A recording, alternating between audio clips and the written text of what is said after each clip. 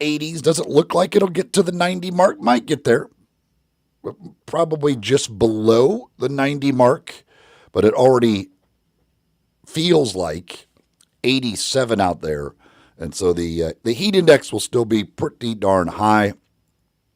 Mostly sunny, some clouds, and stop me if you've heard this one before, but there'll be some possibility of some thunderstorms popping up in some areas this afternoon. Basically the same thing we see on a daily basis, although next couple of days look like it's going to be even a little bit cooler. Again, all relative this time of year because of the humidity and the heat index, but temperatures the next couple of days expected to be in the low to mid 80s, with, again, chances of thunderstorms and such. There is also tonight, partly cloudy, more chances of thunderstorms overnight tonight as well in some areas. We come to you live for the Family Leisure Studios each and every day. And at Family Leisure, well, that's where family and fun come together. And right now, patio furniture. They're trying to clear out the patio furniture, clearing out that warehouse. All in-stock patio furniture up to 60% off. You can take advantage of that right now at Family Leisure, 2120 Witten Road, just north of I-40. Coming up on today's program, we will talk about the Grizzlies' Summer League loss last night. Again, it was an absolute thriller. We saw the debut of Jahmai Meshack. We did not see Javon Small in action, so still only one rookie in action for the Grizzlies last night. But another big night for Gigi Jackson, for Cam Spencer, for Jalen Wells, the guys that you would expect. They were outstanding once again for the Grizzlies. And going up against the Utah Jazz team that's pretty loaded because the Jazz are full. Their whole roster is full of young guys who are basically playing in the Summer League. But we'll get into the game from last night out in Salt Lake City. They'll play again tonight in Salt Lake City before they head to Las Vegas. We'll get into that. We've got some other NBA news to get into. The Memphis Tigers add another big opponent, a really good opponent, to the home basketball schedule this coming season. We've got Humdinger's Trivia coming your way in hour number 2, giving you an opportunity to win a $25 gift certificate to Humdinger's. Rob Fisher will join us. We're talking Grizzlies with Rob Fisher, the Grizzlies sideline reporter. He'll be joining us at 8:30. Mickey Barker, our normal Tuesday guest, will be talking golf with Mickey coming up at 9:05. Big week for a big couple of weeks for junior golf in the area, including this week and with the Bubba Conley going on this week out at Colonial Country Club. And then next week, big event here locally for the juniors as well at Overton Park that we'll be talking with Mickey Barker about that. We'll be talking with Mickey Barker about that coming up at 9:05. At 8:05, James Piercy. He covers the Houston Rockets for SpaceCityScoop.com, does a couple of podcasts as well. And we'll talk with him about the Rockets, who, as we've talked about, have been one of the most active and, in probably most people's opinion, one of the best teams so far as the offseason is concerned. Obviously, getting Kevin Durant, the big part of that, but Dorian Finney-Smith, Clint Capella, the other additions they have made. The Houston Rockets, we'll talk about what they've done, why they decided to go this route with James Piercy coming up at 8:05. Also today, this morning already, there might be folks who have already started watching it. Quarterback season number 2 has dropped on Netflix. They had the first season a couple of years ago, which followed Patrick Mahomes, Kirk Cousins, and Marcus Mariota. Last year they did receiver. And this year they've gone back to quarterbacks. And that has dropped today on Netflix. It followed last season. Joe Burrow, Jared Goff, and Kirk Cousins makes a return appearance. And Kirk Cousins for a second time. And so interesting that you had Kirk Cousins, who they followed throughout the year, with the whole Michael Penix situation after they drafted him, and then he ends up taking over for Cousins as the starter in Atlanta. Joe Burrow, obviously the year in Cincinnati that was disappointing, but also Burrow. And from what I've seen so far, you do see this in quarterback. He was one of the guys, of course, who had his house broken into by that ring of thefts that got Ja Morant and others. And you see kind of him, that's part of this series on Netflix as well. Joe Burrow finding out about his house being broken into and addressing that. And then, of course, Jared Goff and the great year that the Detroit Lions had last year. So I can't wait to watch it, but I know it has dropped. I think it dropped at midnight or sometime in the wee hours of the morning on Netflix, Quarterback season number 2. We've also got some college football to get into. Today, Big 12 Media Days getting underway. And I went yesterday, picked up my Phil Steele magazine for the year. So that's always gets you excited for college football. But also The Athletic. I don't like, God bless him. Scott Docterman did this. He did the top 100 rivalries in college football, which I'm not sure how many rivalries there are that I really think matter. There certainly aren't 100.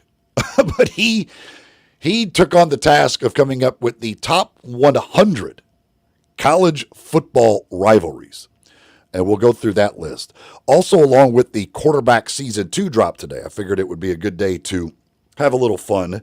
And Elijah and I will do our list of our top 10 quarterbacks in the NFL going into this season. The top 10 guys that you would want running your team this season in the NFL. And I got to tell you, Elijah, I don't know if you had this. You get to the bottom of that top 10, it starts getting a little difficult. It's crazy. Like the top 4, I think, are probably would be unanimous on any list. Now, you might change the order of some of that a little bit. But after number 4, then there's probably 3 or 4 guys that I think would probably be in there in some order. You got a 9, 10. It's amazing. I thought it was going to be a little easier than what it ended up being. Yeah, definitely going to need some honorable mentions on these lists for sure. I was like, wow, I guess I go with this guy, but I don't know. Like there's certainly not a clear-cut case for him. But who else would I put in that place? So we'll get into that coming up later on in the program as well.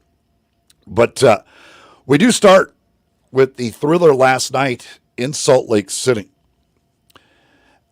as the Grizzlies, in their second Summer League game after they knocked off Oklahoma City on Saturday, they fall in heartbreaking fashion, 112-111, the final. If you did not stay up to watch this, first of all, I understand because it went late. The Summer League, I mean, it took 2 hours and 20 minutes to play a Summer League game, which is quite frankly ridiculous. And the game before them ran long as well, so they didn't start till late. But there were 77 fouls called in this game last night, which leads to 2 hour and 20-minute games. These referees, my goodness, let's calm it down just a hair with the whistles. Can we go? Because the first game had, they had 57 fouls called. And they thought that was a lot. The announcers were talking about how many fouls it was. But then the Grizzlies and Jazz said, hold my beer. How about 77 fouls called in the game? But the Grizzlies late in the game, down by 4. If you did not stay up to watch this, Cam Spencer hits a 3 to pull them within 1 with about 30 seconds to go, I guess it was. Jazz come down. Looks like they're going to get a dunk. They break the pressure. It looks like they're going to get a dunk. And Bryce Sensabaugh is called for a travel in the corner, which not sure about that call, but nonetheless, they called a travel on him in the corner. So the Grizzlies now get the ball back down by 1. However, they turn it over. Zion Poland, great play by Sensabaugh as he kind of read a pass, intercepts the pass. Sensabaugh gets fouled and knocks down the 2 free throws. So now the Grizzlies down by 3, come up court.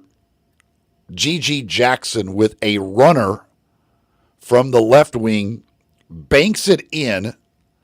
Looks like we're headed to overtime, but the referees say that it was a 2-point shot, that his foot was on the line.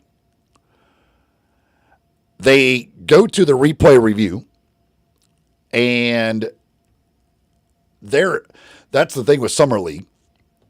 Unlike the normal regular season NBA games, there's not nearly as many cameras around to determine such things. So they have like 3 different angles, but there is no angle that would tell you one way or another whether his toe was actually on the line or not. It was extremely close. I still have no idea whether his toe was on the line or not. And I will tell you this, the referee who decided it was a 2-pointer, he has no idea whether his toe was on the line, because where he was standing, there's no way in hell he could have possibly looked and seen whether GG's toe was on the line or not. But he had to make a call. Like he went with a 2, and they look at the replay, absolutely no way whatsoever to determine it. So it is called a 2, and the Jazz hold on for the 1-point win, 112-111, and we do not get the overtime out of it. GG finishes with 27 points, 11 of 18 from the field, 3 of 8 from 3, 5 rebounds, still no assists. Cam Spencer, who hit 3 threes right off the gate as the Grizzlies went up 17 early in this game. Spencer ends up 7 for 10 from 3-point range. He goes for 23 points, 6 rebounds, 3 assists. Jalen Wells, 23 points for him. Didn't shoot it very well, 6 of 18 from the field, 4 of 11 from 3. Went through one stretch where he missed, I think, 6 straight shots, maybe even more than that. But he also did get to the free throw line again. Of course, it was hard not to get to the free throw line in this game. 7 of 8 from the free throw line, 23 points for him, 2 assists, and a rebound. Zion Poland was the only other guy for the Grizzlies in double digits. He had 10 points, also 9 assists, but he did have 6 turnovers, including the key one late in that game. For Utah, Bryce Sensabaugh setting a Salt Lake City Summer League record with 37 points.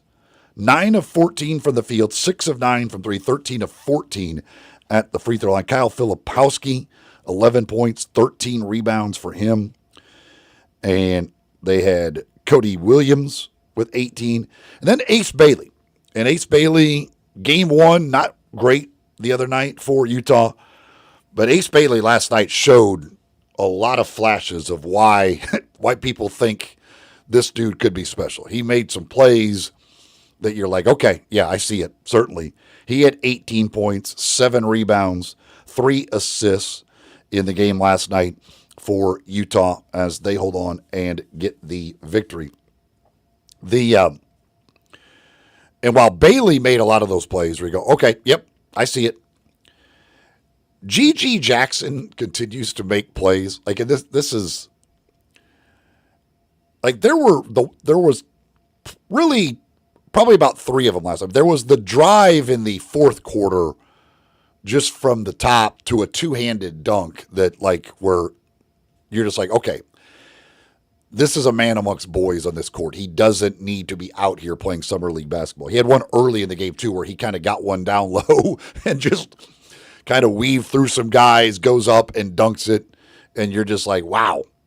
Like, GG shows those flashes, and I got to see this doing the hustle games. Like, he does this in the G League as well. Like, there are moments and stretches where he can blow your mind with some of the offensive talent that he possesses.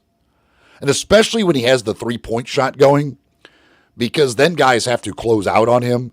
And when you close out on him, he can put it on the floor. And then when he gets going to the basket, he can be just absolutely nasty. And he did some of that last night. Like, you're just like, okay, yep, don't need to see GG play Summer League anymore. Like, this is GG. We know what he is. There's no question. Same thing with Jalen Wells, quite frankly. Like, you watch him and you're like, okay, like, I don't really need to see him in Summer League. I know what he is. There's no need for this. Cam Spencer, the dude can just flat out shoot the basketball. Like, again, I don't know if he's ready to step in and be in the rotation for a regular season, like trying to actually fill the shoes of Luke Kennard. But one thing's for sure, you give Cam Spencer an open look at a 3, I'm pretty confident it's going in. The dude can just flat out shoot the basketball. I mean, just catch and shoot, it is money. Again, the rest of the guys on the Grizzlies, Again, I talked about yesterday. I think Armando Bacot, maybe if they need a guy early in the year as an extra big, could be on a two-way contract. But the rest of those guys, not much there, except for Jemai Mashak, who made his debut last night. Did not play on Saturday because the trade had not been made official. Does play last night despite the fact that he hasn't practiced at all with the team. Had a shoot around, and that's it. But he did play. And pull off the rare feat of fouling out of a summer league game. You get 10 fouls in the summer league. He fouled out. Here's the thing. The thing about Jemai Mashak is this. Nobody likes playing defense, I don't think, more than Jemai Mashak. Like, he gets genuinely excited to play defense. You could see it from the moment he got in the game. I was like, he got matched up on Filipowski on a possession, and like he doesn't care how much size he's giving up, and he was able to stop him, and he's celebrating. Like, he is going to get into you, and he is going to guard you. But he's got to figure out how to do it in the NBA without fouling. And again, those referees last night called literally everything. So I don't know, but Jemai Mashak, like in the postseason NBA, might be awesome defensively because they let you get away with so much more stuff. Regular season, he might foul out in 3 minutes. I don't know. But the dude, there's no doubt, like everything that you think about him, he loves playing defense. He loves the challenge of it. He loves getting matched up against bigger guys, whatever. He wants to stop you. And again, that's an attitude you really can't teach. Like, that's just something that's got to be in a guy. And he has that. I have no idea what that translates into, whether he can ever be an NBA player, because he is limited on the offensive end. But he is after you defensively. And the good thing about it, like last night, yes, 10 fouls. He did have 9 assists. Like, so while he only scored 5 points, 2 for 4 from the field, like he was being aggressive and setting up teammates, making plays for other guys, and did get 9 assists. So the Grizzlies fall 112-111. They'll play again tonight to wrap up Salt Lake City. I would guess probably not going to see Jalen Wells and G.G. Jackson and maybe Cam Spencer tonight in the back-to-back. I don't even know how much you'll see those guys in Las Vegas. Again, I don't know what more you really get out of it. Maybe they play a couple of the 4 games in Vegas. I don't know. Maybe more G.G. than Jalen. Who knows? And those 3 guys, Spencer, Jackson, and Wells, the 2 games, have shown what you would hope that those guys would show. They're better than just about everybody else on the floor. They look better than everybody else on the floor.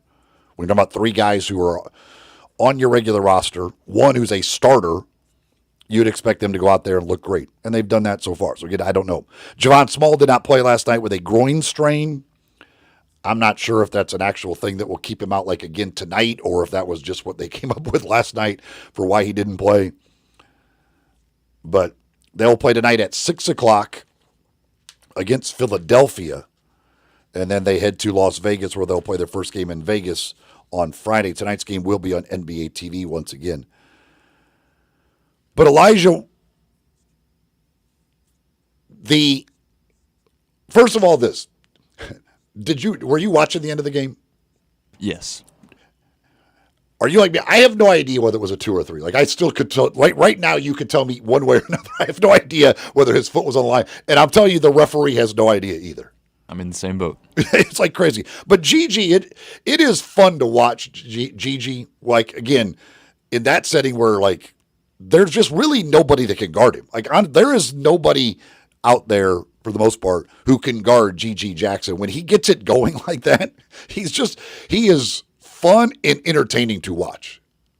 That's why I want it to work out for Gigi so badly, because, again, I love the dude. Like, he's smiling, he's having fun, he's always having a good time. I love talking to Gigi, and he has those stretches where you're like, wow, that's the talented dude that we know is there. But he's Like that drive in the fourth quarter, like the two-handed dunk. And the thing is, like, Filipowski dunked on him earlier. Gigi doesn't care. He's like, I don't care. Whatever. He'll laugh at it, go down the court, and try to do it to somebody else. He just, when he's got his three-point shot working at all, the dude is absolutely unguardable. But the problem is he still gets, like, lost on the defensive end at times. But, yeah, the dude's super talented. Super talented. And Cam Spencer is a super talented shooter. What did you think of Ace Bailey last night?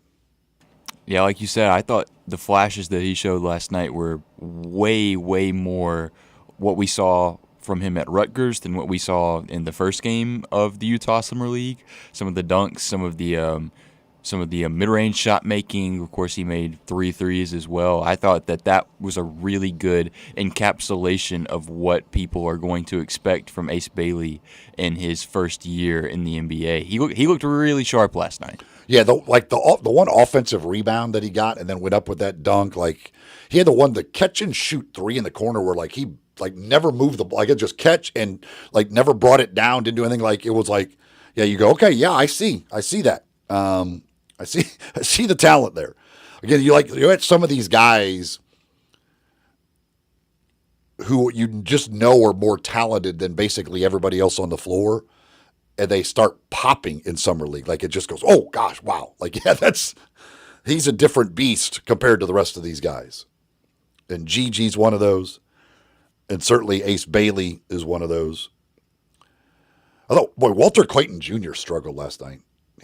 The two Florida guys, Poland was okay, but the turnovers were an issue. And him and Clayton both turned it over a ton. Those were the two guys they played in the backcourt together at Florida 2 years ago. Obviously, Poland left. Clayton hangs around, and, of course, they win the national championship. But both of those guys. And then you had Adama Sanogo, of course, from UConn, who's just a monster. He is massive.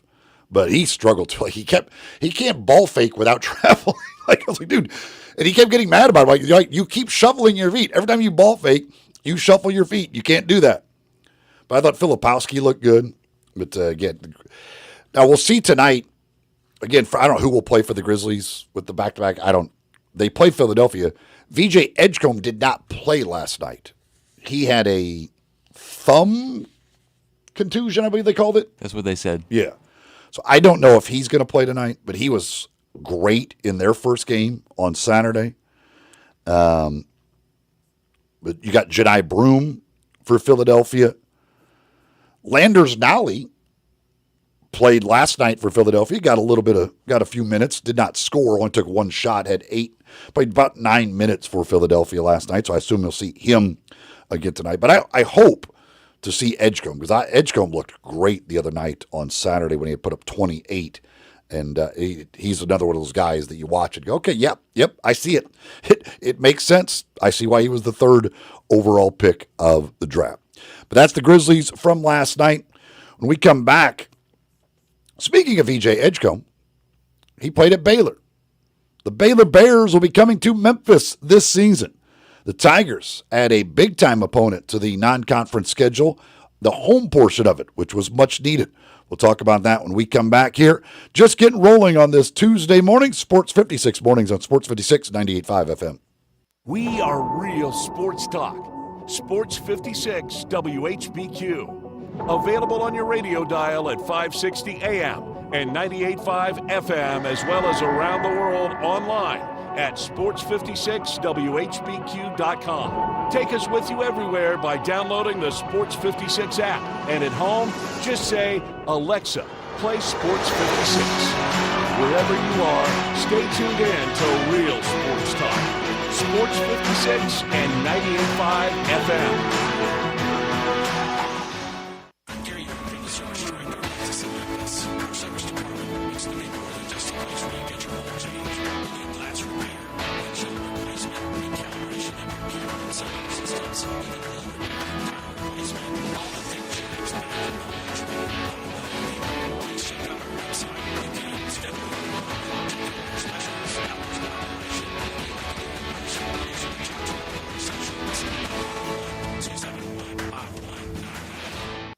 think a lot about golf, and when I think golf, I think Miramichi. Did you know Miramichi Golf Course offers membership? It's a great way to play more golf for less out of pocket. Their memberships run for $300 a month plus tax, and that includes unlimited rounds and range balls, no extra card fees, priority tee time booking, and discounts in the pro shop. Oh, by the way, there's no initiation fee. Miramichi green fees, they'll allow you to choose the right rate at the right time on the right day for your needs. If morning tee times are more important, you can book up to 14 days ahead of time to reserve your spot. If rate is more important to you, there are discounted evening rates available that you can choose from. Miramichi is now open on Mondays, and you'll find the lowest rate is on Thursday. Sometimes you just need to escape the hustle and bustle of life. Miramichi Golf Course provides just the right place to solve that need. The name Miramichi means place of happy retreat. When you need a quiet, peaceful round of golf, please make your way to Miramichi.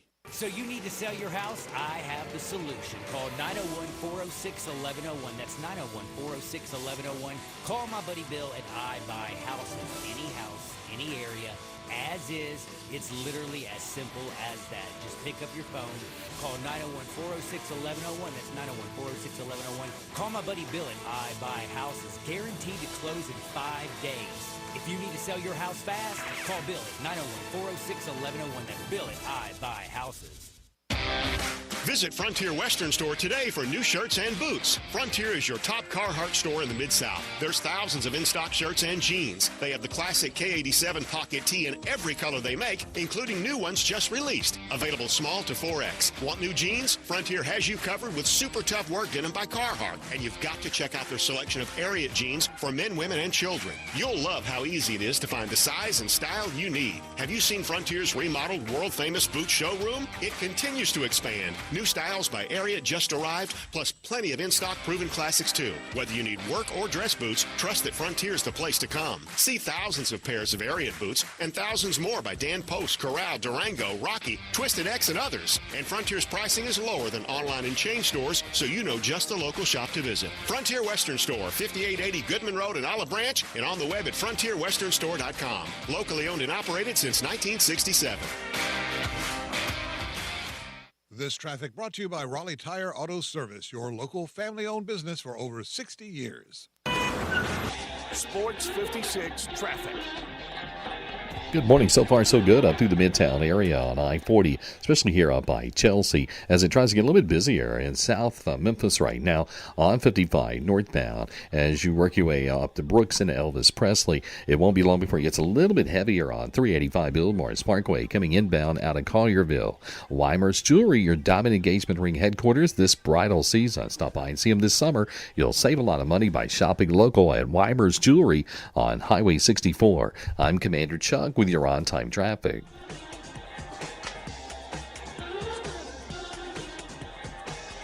Now back to Sports 56 Mornings on Sports 56 and 98.5 FM. Here once again, Greg Gaston and Eli Savoy. Welcome back. 7:30 the time here in the Family Leisure Studios. Eli and Elijah with you on this Tuesday morning. Going to be another hot one out there, hot and humid.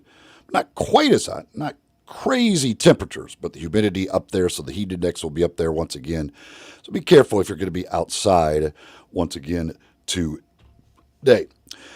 The Memphis Tigers yesterday announced that they have agreed to a 4-game series with the Baylor Bears, which will start this year in Memphis.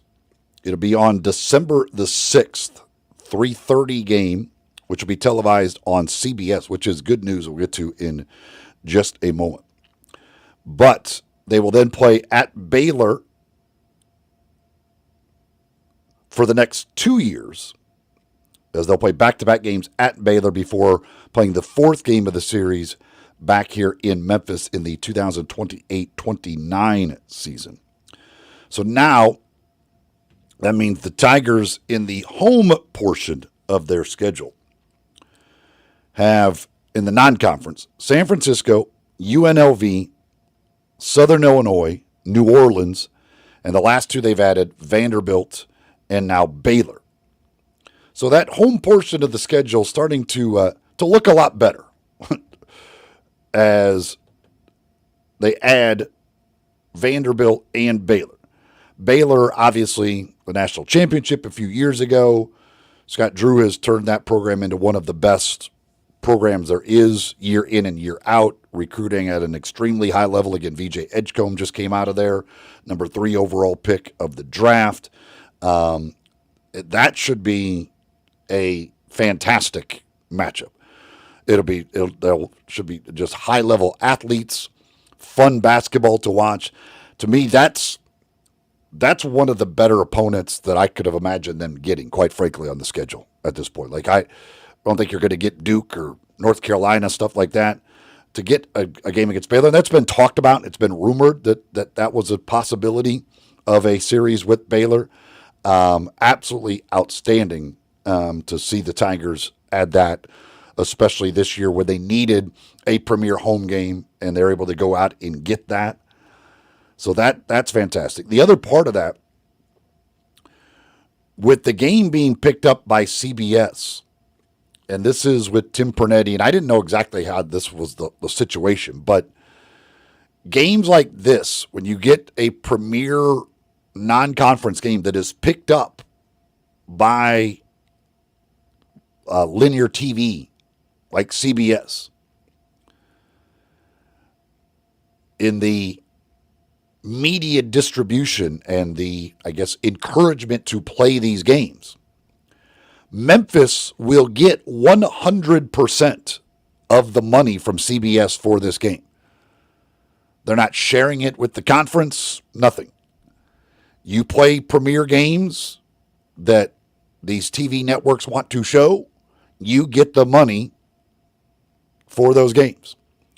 That was Jason Munn's had it in his story, and the conference confirmed that to him, that they will get 100% of the media rights payout for that game, which is outstanding. Again, money is needed.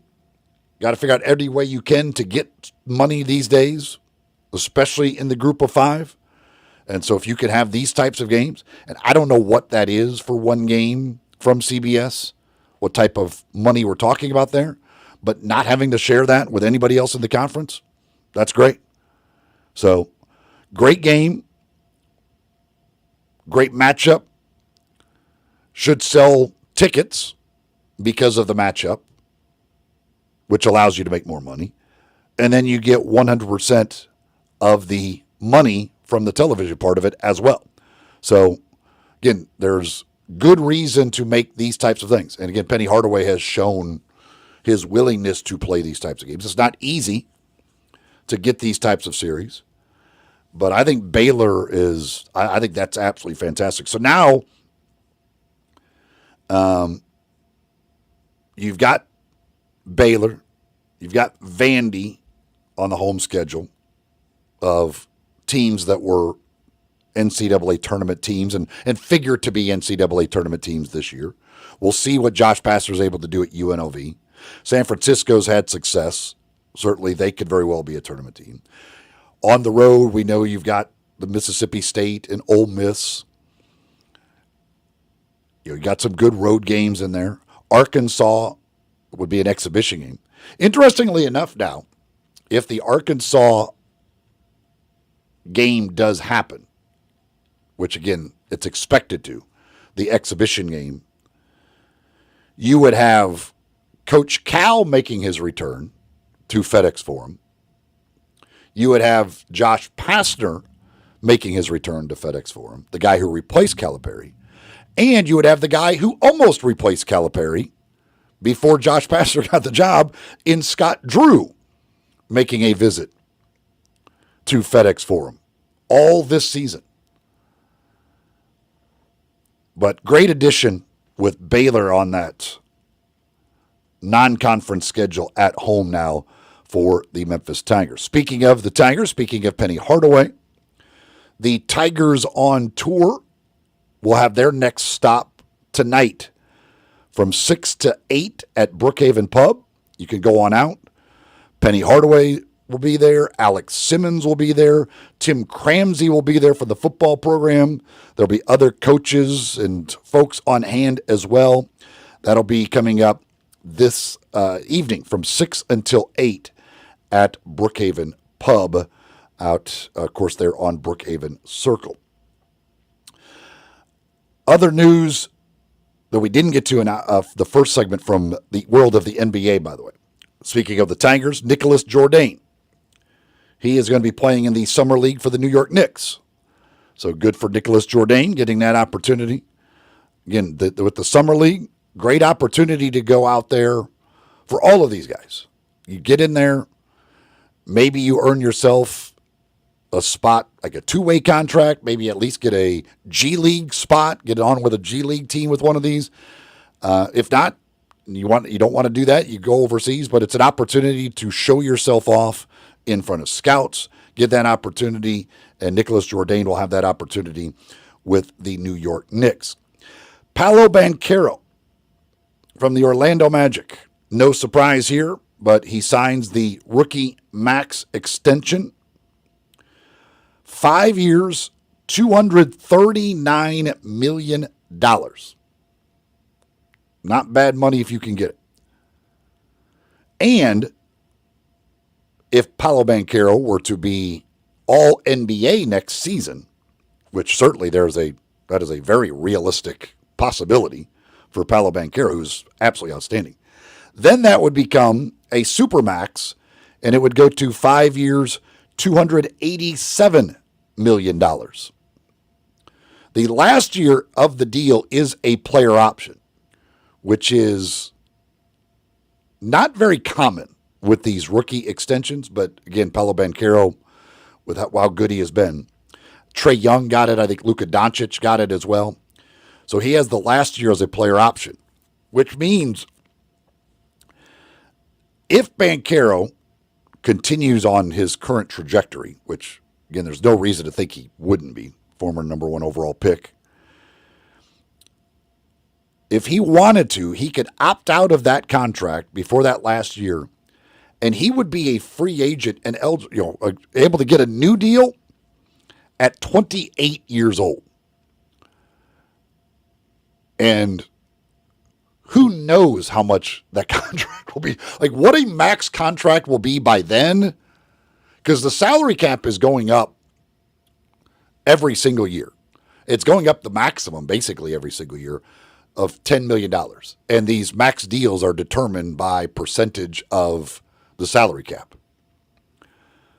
So 4 years down the road, I don't even know what the max deal would be at that time for a guy like Paolo Banchero, but certainly at 28 years old, if he continues to play the way he has, you would say, yeah, he's probably going to get another max deal.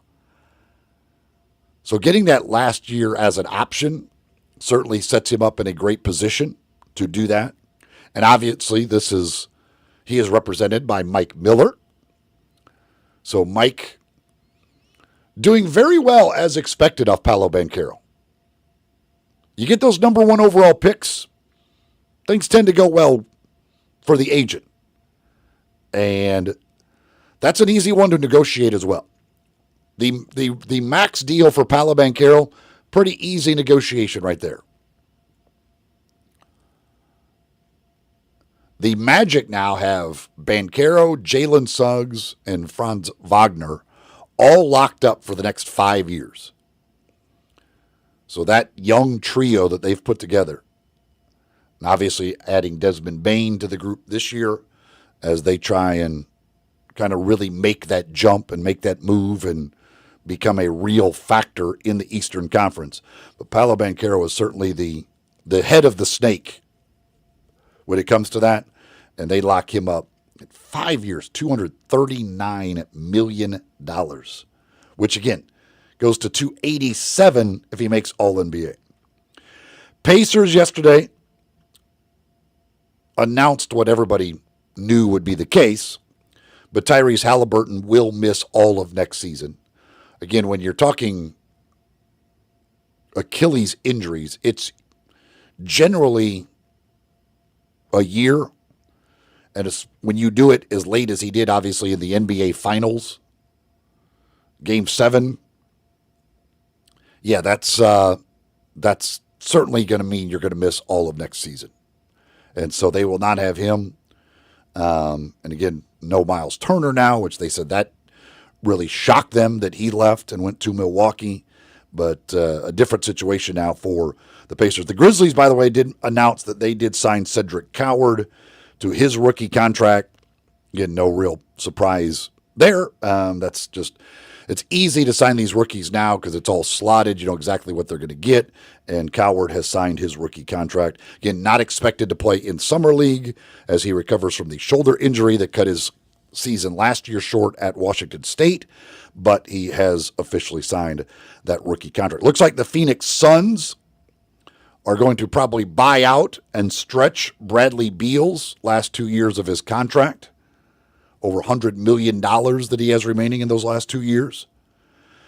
And then now they're talking it's the LA Clippers, that this is one of the deals, the Clippers moving Norman Powell in that trade they did yesterday, because they are expected to be the team that signs Bradley Beal.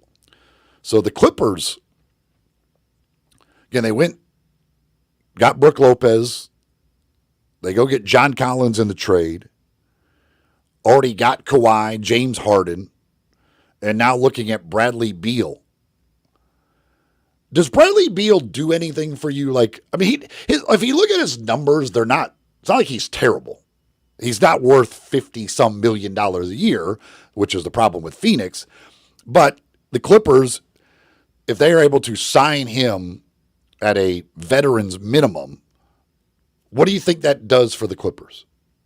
I think it gives them basically a replacement for Norman Powell. I think that he does a lot of the same things Norman Powell does at this point.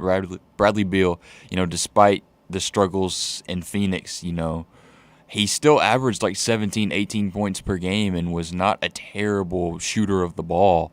It just wasn't a fit, especially with that contract that he was on.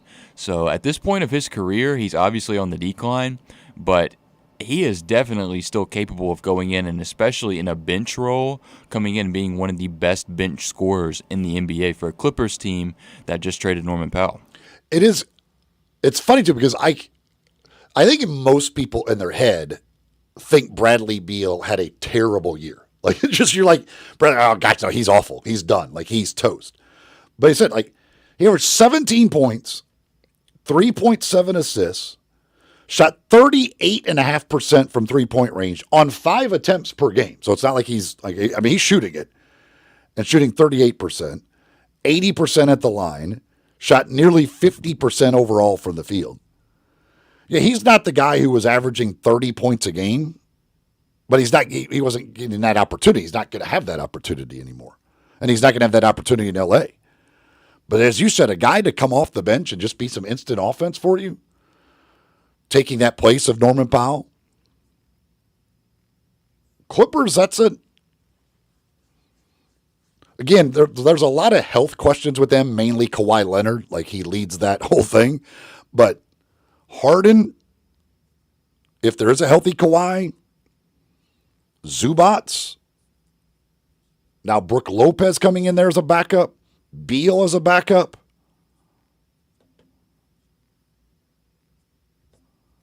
It's a pretty good roster.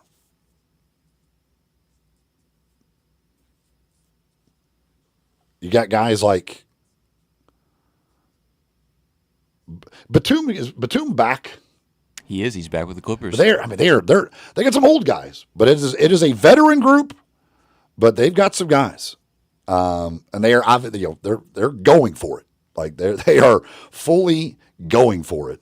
And again, they are expected to be the team that signs Bradley Beal if indeed he does get the buyout from the Suns, which it appears that is the route they will go. Folks, if you've got a move coming up, don't try and do it yourself. Use the experts. Call on the experts. Call on the experts at Black Tie Moving.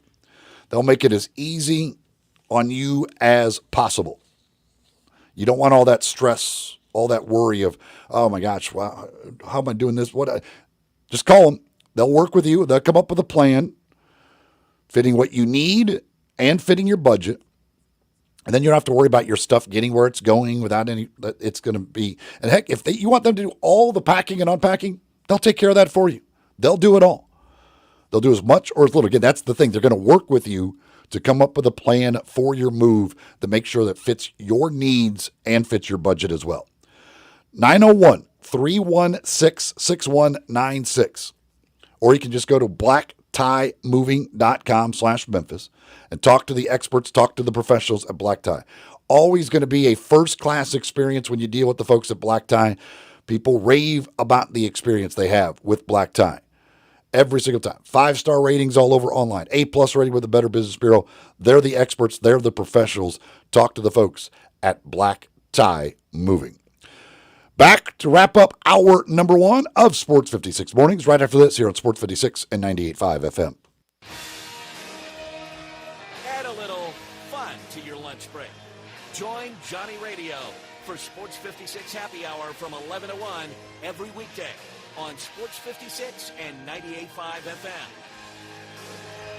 To NST, it's never just another case. It's your shot at getting life back on track. Real help, real heart. 35 years and still winning. NST is the way to go. Call 683-7000 or go online at nstlaw.com.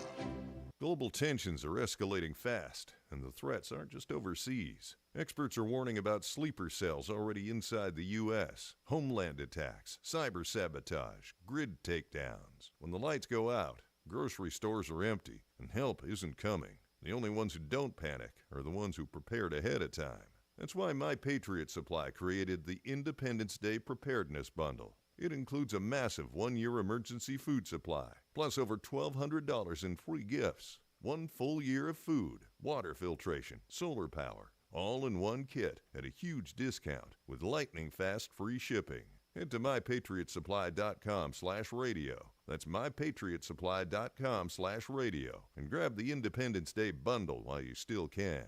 This is more than a great deal. It may be your last chance to make sure your family is ready for what could be coming. Grab your Independence Day bundle now at mypatriotsupply.com/radio.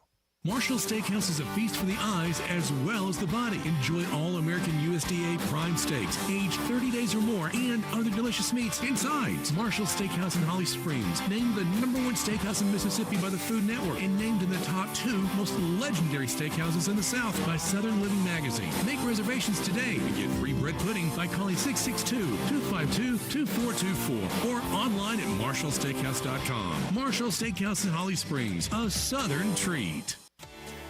At Jason's Deli, when you're dining in or picking up curbside, you can expect wholesome food and no surprises, just delicious sandwiches, crisp salads, and quick quality meals made with the freshest ingredients and no artificial trans fats, MSG, high fructose corn syrup, or artificial colors and dyes. Around here, a lot of thought goes into what we put into our food and what we take out of it, because you're not just taking a bite, you're getting a taste of who we are. New items are constantly being created to expand our menu for all tastes and special diets with vegan and gluten-free options available. Convenience and on-time delivery you can count on. It's just a click away at jasonsdeli.com, so whether you need to feed 5 people or 5,000, the team at Jason's Deli, they have the credentials and the commitment to keep you satisfied. Freshness is nearby at Jason's Deli with locations at Ridgeway in the Park Place Center, Poplar and Highland, Germantown Road in Cordova, and on Goodman Road in Olive Branch. Jason's Deli. It's wholesome food and no surprises. Now back to Sports 56 Mornings on Sports 56 and 98.5 FM. Here once again, Greg Gaston and Eli Savoy. Sissy's Log Cabin listener line always open to you at 901-360-8255, 360-8255. Dwayne texts in, says, talk about the Tigers adding Baylor to this schedule. It says, and Tennessee is still running. I don't think Tennessee's running. Again, there's no reason for Tennessee to play Memphis, quite frankly. They've got plenty to deal with in the SEC and the non-conference schedule they play. And again, if you're Rick Barnes and the opposing coach at one point said, F you, then you're probably not going to play that team. But again, the Tigers are putting together a great schedule. without Tennessee.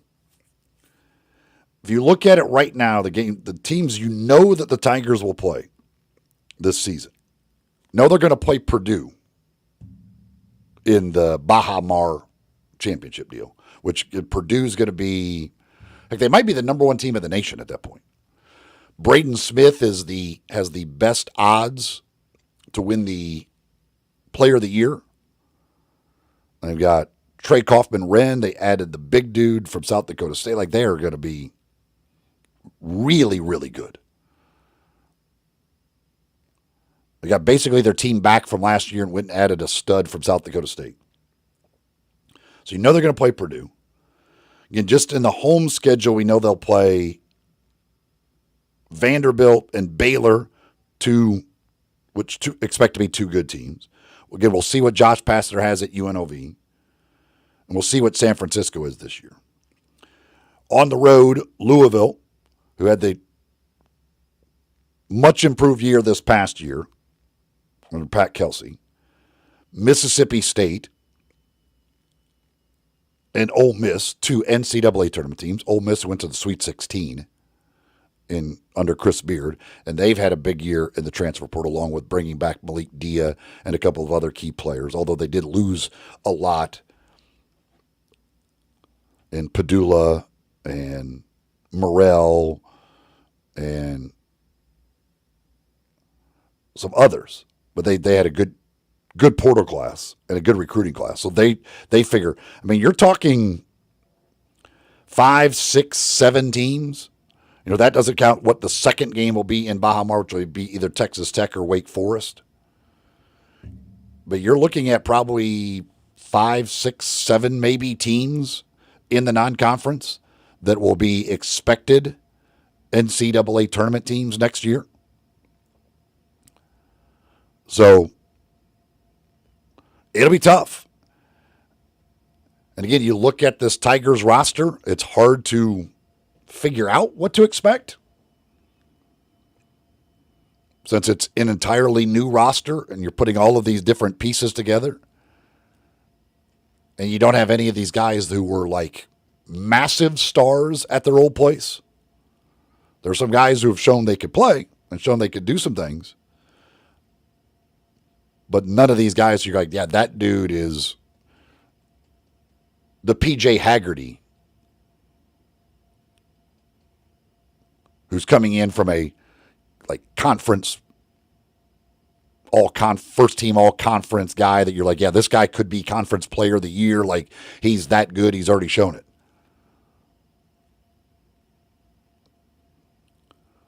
So we'll have to see. And again, we know the size issues, which will be a real big problem against Purdue, as they're going to be one of the biggest teams, and they got two really good bigs on their front line. Another texter says there's a reason for any P4 team to play Memphis.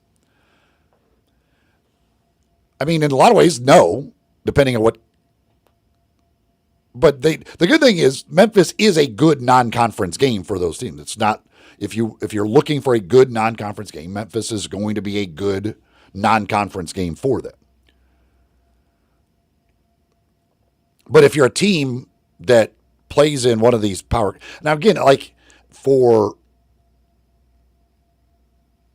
a team like Louisville, the ACC's been down, so getting they're looking. If you're in the SEC, like Mississippi State, Ole Miss, Vanderbilt, they don't need these types of games.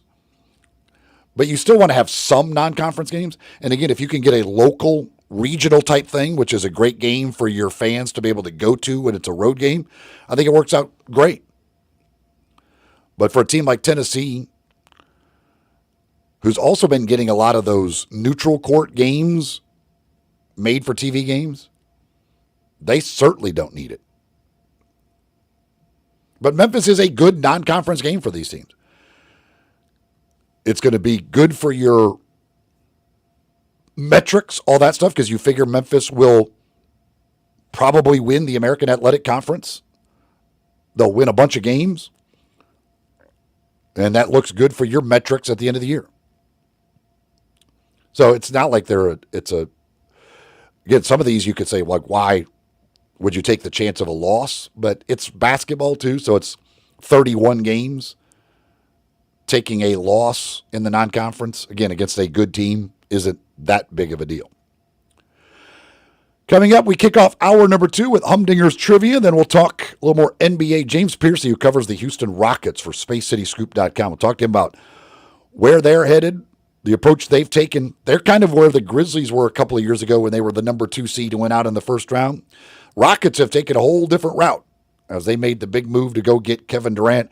We'll talk to him about that and what their expectations are for next season. But we'll also give you an opportunity to win a $25 gift certificate to Humdingers when we come back with hour number 2, Sports 56 Mornings here on Sports 56 and 98.5 FM.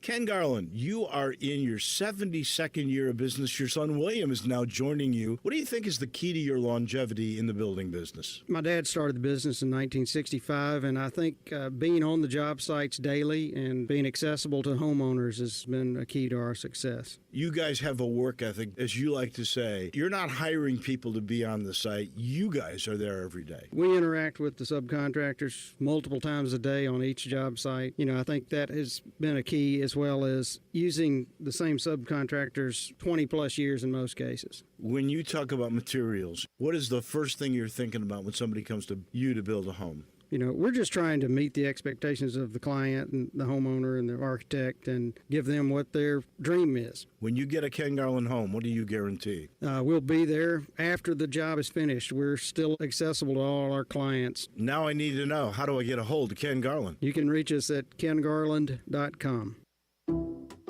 Some people just know they could save hundreds on car insurance by checking Allstate first. Like, to check you have your phone first, before the cab pulls away. Hey, thanks, man. No, wait, my phone! Come back! It's got my boarding pass, credit cards, phone numbers, my life! Come back! Checking first is smart. So check Allstate first for a quote that could save you hundreds. You're in good hands with Allstate. Savings vary. Subject to terms, conditions, and availability. Allstate Fire and Casualty Insurance Company and affiliates, Northbrook, Illinois. Nestled in the heart of East Memphis, located corner of Park and Cherry, is a beautiful residential neighborhood. I'm here at Town Village Audubon Park interviewing a new resident, Carolyn. Share with us why you chose Town Village. Well, if your parents or special friends need to make that big move, let me share with you my experience. It was tough for me to leave home, but then I discovered Town Village. I would like to highly recommend Town Village to you and your loved ones. After looking at all the amenities and meeting all the people and staff, I was hooked. From restaurant, bistro, 3 meals per day, housekeeping, transportation, security, health care, physical therapy, exercise room, and even a heated pool and spa. Come see us and make your new home at Town Village. Visit us and call Daniel at Town Village Audubon Park at 901-374-7342. There's no place like home, Town Village. Please help the children with back-to-school supplies. 1 out of 4 families can't afford to buy back-to-school supplies for their children to go back to school. Teachers have to pay out of pocket for needed materials for their classrooms. So please help the children by dropping off essential school supplies for the school year.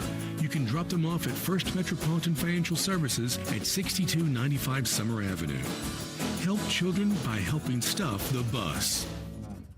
This traffic report brought to you by Triangle Meat Company, feeding Memphis since 1967. Open 8 to 5, Monday through Friday, 4790 Summer Avenue. Trust Triangle Meat Company. Sports 56 traffic.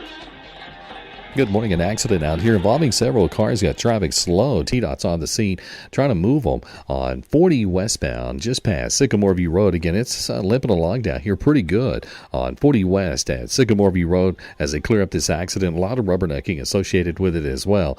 385 Biltmore Parkway continues to build as you come past Riverdale. Hey, Weimer's Jewelry, your diamond engagement ring headquarters this bridal season. Stop by and see them today at Weimer's Jewelry on Highway 64. I'm Commander Chuck with your on-time traffic.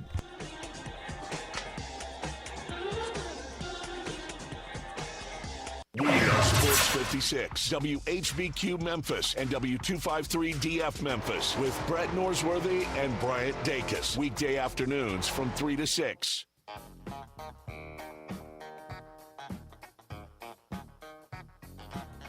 Now back to Sports 56 mornings on Sports 56 and 98.5 FM.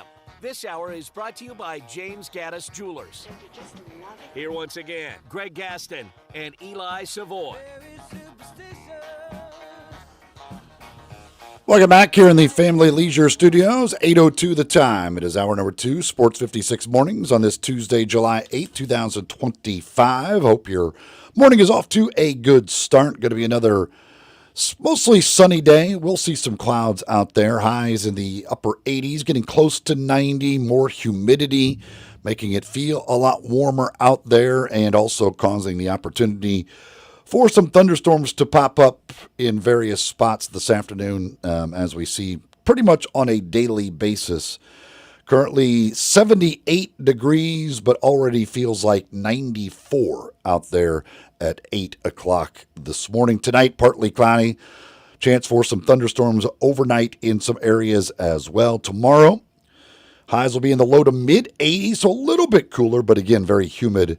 And so that heat index will still be way up there. Coming up in hour number 2, later on in the hour, Rob Fisher will join us. We'll talk some Grizzlies Summer League with him. Coming up in just a little bit, we're going to talk some NBA with James Piercy, who covers the Houston Rockets, who have been one of the big newsmakers so far this off season. But right now, it is time for Humdinger's Trivia, an opportunity for somebody out there to win a $25 gift certificate to Humdingers. All you have to do is be the first to answer our trivia question correctly. Humdingers, located at Poplar and Massey. When it's Tuesday, that means Taco Tuesday at Humdingers.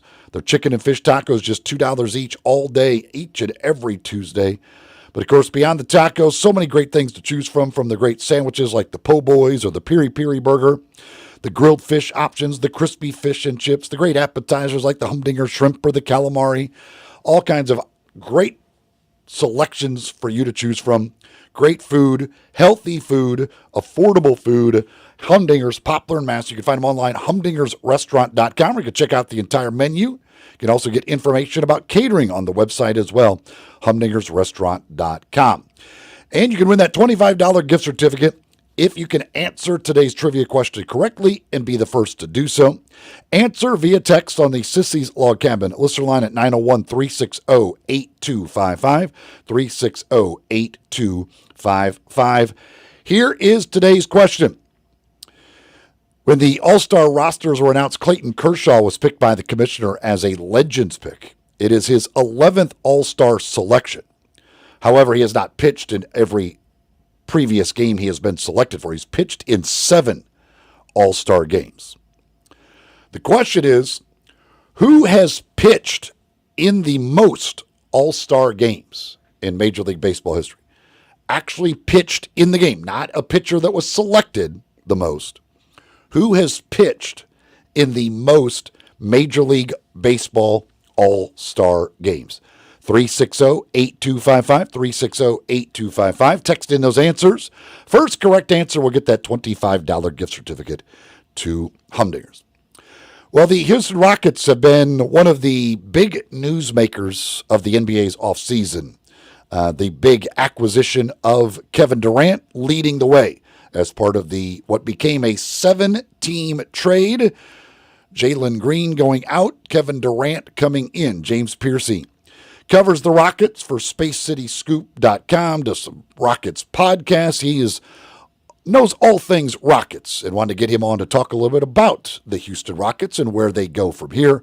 And James Piercy joins us on the program now. James, what's going on? How are you, man?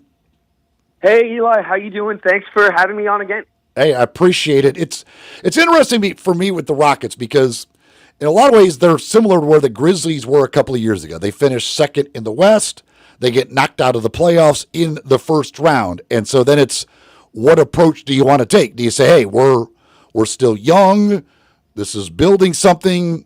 Let's stay patient and let these guys have another round. That's kind of what the Grizzlies did. The Rockets said, no, we're not going to be patient. We're going to go out, and there's an opportunity to get Kevin Durant. They go out, they get Kevin Durant. They give up a great young player in Jalen Green. In doing so, they then add Dorian Finney-Smith and others. But why the mentality for the Rockets? Did they feel like the need to seize this opportunity to go get KD? You know, one thing I think right off the bat that occurs to me, and I like that parallel with the Grizzlies, but I do think that during that season, Ja Morant kind of established himself as a North Star, like a franchise player. Now, obviously, Morant has had his own struggles. Subsequently, a lot of that stuff is off-court and injury-related, but there have been times when he looked like this is our franchise player and he's young. I don't think the Rockets have identified a guy in that vein necessarily. I know that they love Amen Thompson. I know that they really like Alperen Şengün, but I'm not sure that either is necessarily somebody who you can look at and go, there's a clear path to top 10 player status with this guy. So I think they saw an opportunity to flip a young player who, quite frankly, has largely been a negative in terms of on-court production in Jalen Green. And, you know, some Rockets fans hate to hear that, but all the on-off metrics supported, any stat you can look at supports it. And so I think that they looked at it and said, we can move off this kid's contract and bring in a player who, in spite of his age, is still hovering around that top 10 player status. And meanwhile, we're still armed with lots of young guys and assets moving forward. So I think that was the logic. You mentioned with Jalen Green, and that's, I mean, from the people on the outside, they look at a guy who, one, plays every game, which there's something to be said for that. We know that with Ja Morant's situation. Here's Jalen Green, who played 82 games, 21 points, 4.5 rebounds, 3.5 assists, 35% from three-point range on over 8 attempts per game. As you said, some of the analytics may not support it, but why? What I guess what's maybe holding Jalen Green back from being that guy? Yeah, I think that's a really fair question. I think that Jalen he's a little bit maddening if you've been watching him over the years. The first thing that occurs to me is he doesn't read the game the way that you would like him to. You go back to Ja Morant. Ja has a lot of passing reads in his bag that Jalen just doesn't have. He just doesn't have that ingenuity to see that the corner man is open, even when the defender's blocking his vision. He doesn't have that intuitive sense of the game. I think that's a big part of it. I think that there are actually some issues with the athleticism in terms of the functionality that maybe get overlooked. Like, he's still not really bulked up. So to be a score-first guy without that passing game, the drive and dish is tough because he doesn't have the dish, and then he doesn't always have the drive. Like, the finishing numbers were okay last year, but whenever the opposing team has a big, strong five, he has a tendency to struggle finishing over those guys. He kind of just bounces off them, and he doesn't create the illegal contact that you'd like for fouls, like, say, an STA. And then I think, he's got small hands. That can be a problem, too, in terms of ball security. And I think maybe most troublingly, he's not really a particularly gifted shooter. Like, last year was his best shooting season. He hovered around 36% on high volume and high degree of difficulty, and that is good. But when you look at guys who make their hay on high volume 3-point shooting, they just shoot a higher percentage. And so I think it's a matter of, like, yeah, there are a lot of pieces there. There's still a chance that he'll be a late bloomer, but the overall package is just a player that struggles to impact winning consistently. If he had been better in that first round series this year, would they still have given up on him, you think? I mean, that's a really good question. I don't have the answer. What I do know, I should say what I've heard from the connections that I do have, is that it wasn't necessarily a major factor. They actually felt that the way that the Warriors guarded him justified the subpar performance to an extent. I think they were actually a little more worried about Şengün's inability to score over Draymond Green in what was ultimately single coverage, although I would counter that a lot of star bigs actually struggle against Draymond. He's just an incredible defender. But in any event, I think it had more to do with the larger 4-year sample that they've been looking at, right? I will say though that if he had actually, if he had destroyed the Warriors, I think he'd probably still be on the roster. But I don't think it was just that. Talking with James Piercy, covers the Houston Rockets for SpaceCityScoop.com. Dylan Brooks, our old buddy Dylan Brooks, also gets shipped out in the deal. What was the feelings there on what Dylan brought to the Rockets? Man, I think everybody loved Dylan. I think that most people are sad to see him go. Now, we got a bit of a different Dylan Brooks than you guys got used to, because last year he hit almost 40% of his triples. He became a very reliable floor spacer for the team. I think that you can look at it and go, the Rockets really got a lot of value out of that signing, because let's be honest, that efficiency is probably going to dip again, and the Rockets got him at his best. But I think everybody loves Dylan as a guy, and his effort levels and intensity, and the way that he kind of shifted the team's culture. I was sad to see him go, although obviously, if you're acquiring Kevin Durant, you're not going to let Dylan Brooks be the holdup. But yeah, no, I think he's got a place in Houston lore. Like, people like him. It feels like, you mentioned Amen Thompson earlier, like it feels like he is kind of on that borderline of real stardom. I mean, what he does defensively is absolutely amazing. Is he kind of looking at the future, the guy that they believe, or do they believe Jabari Smith Jr. could still end up being that guy? Like, who do they look at as kind of the guy for the future? I think if they had to pick one guy, and this is just, partly speculation, partly some connections, but I obviously haven't spoken to Raphael Stone directly about it, But it seems to me that Amen Thompson is the closest thing to the guy. I think part of it is there's an organizational alignment between Ime Udoka, who has a lot of sway with the organization, and I think he's convinced Stone to see his vision. And I think defense and toughness are things that they're really about to value, and obviously Amen is a game changer on that end. Going to be a perennial defensive player of the year candidate, I believe. And then, the offense, obviously there are concerns. It's a little odd to think of him as a lead ball handler if he's not able to shoot. But we did see towards the back end of that Warriors series, he was really pressuring the rim consistently and finishing.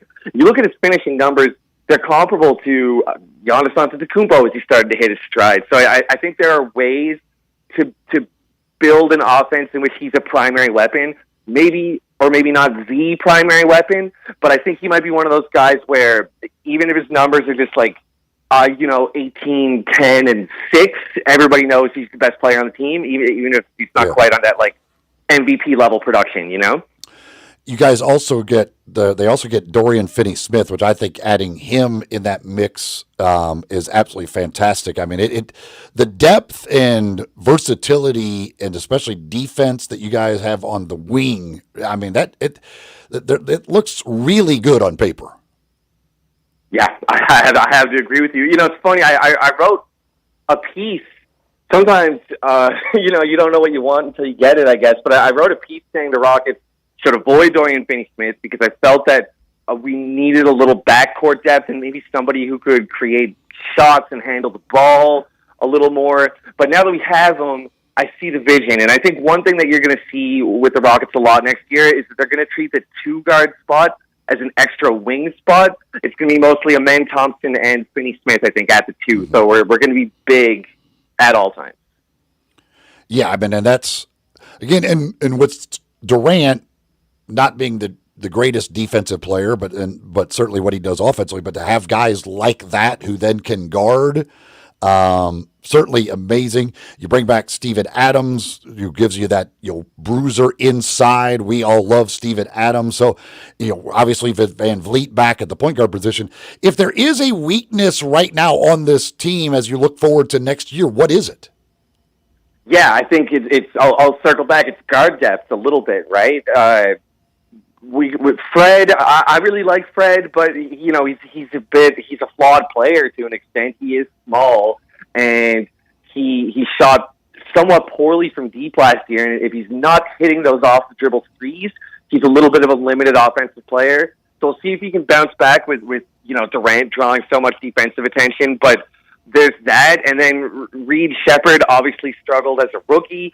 I like Reed. I'm not sure if he's going to work with the team or not as a small guard. I'm not quite sure if Ime Udoka is going to really ever trust him. The jury's still out on that. But then, I mean, that's pretty much it, right? You got Aaron Holiday. He's a solid hand, but not a needle mover necessarily. And so I do think guard depth is the issue. Now, I mean, if we're going to play wings at the 2, it maybe mitigates that problem a little bit. But I think we could use. I mean, it's funny, I think we could use a guy that was an actualized version of what Cam Whitmore was supposed to be. Why did they give up on Whitmore?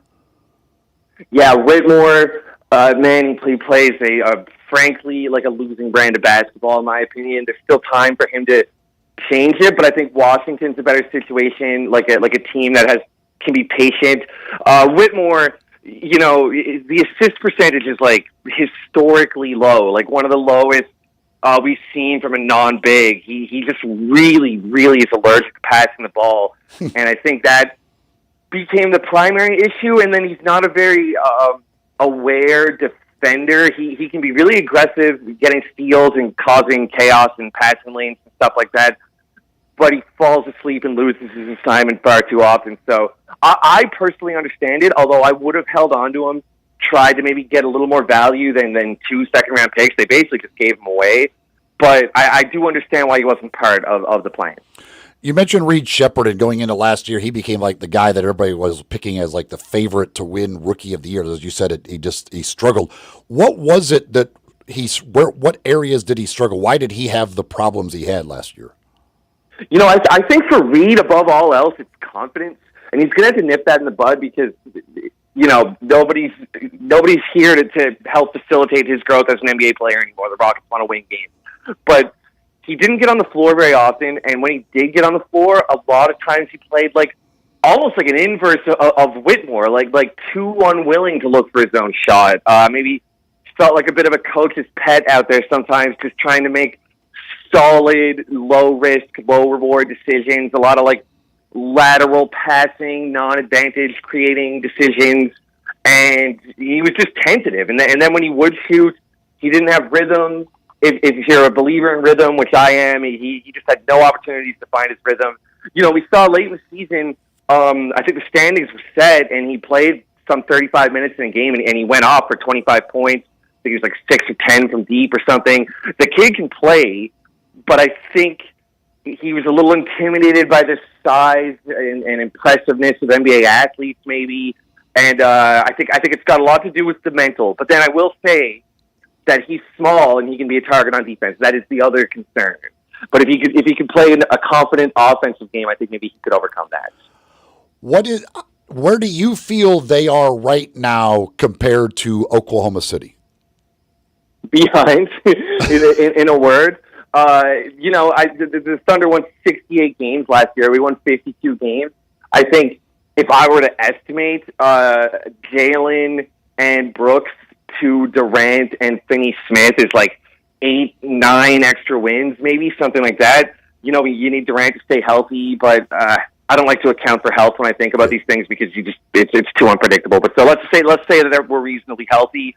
I think we're looking like a 60-win team, maybe a 58, 59-win team next year. But that's still a pretty far cry from a 68-win group. So I think the Rockets put together a team that is in the mix and is praying for better injury luck than other teams, and then there's a real chance of winning a title next year. But I don't think they've put a team together that anybody could logically say is the best team in the league, because that remains the Thunder.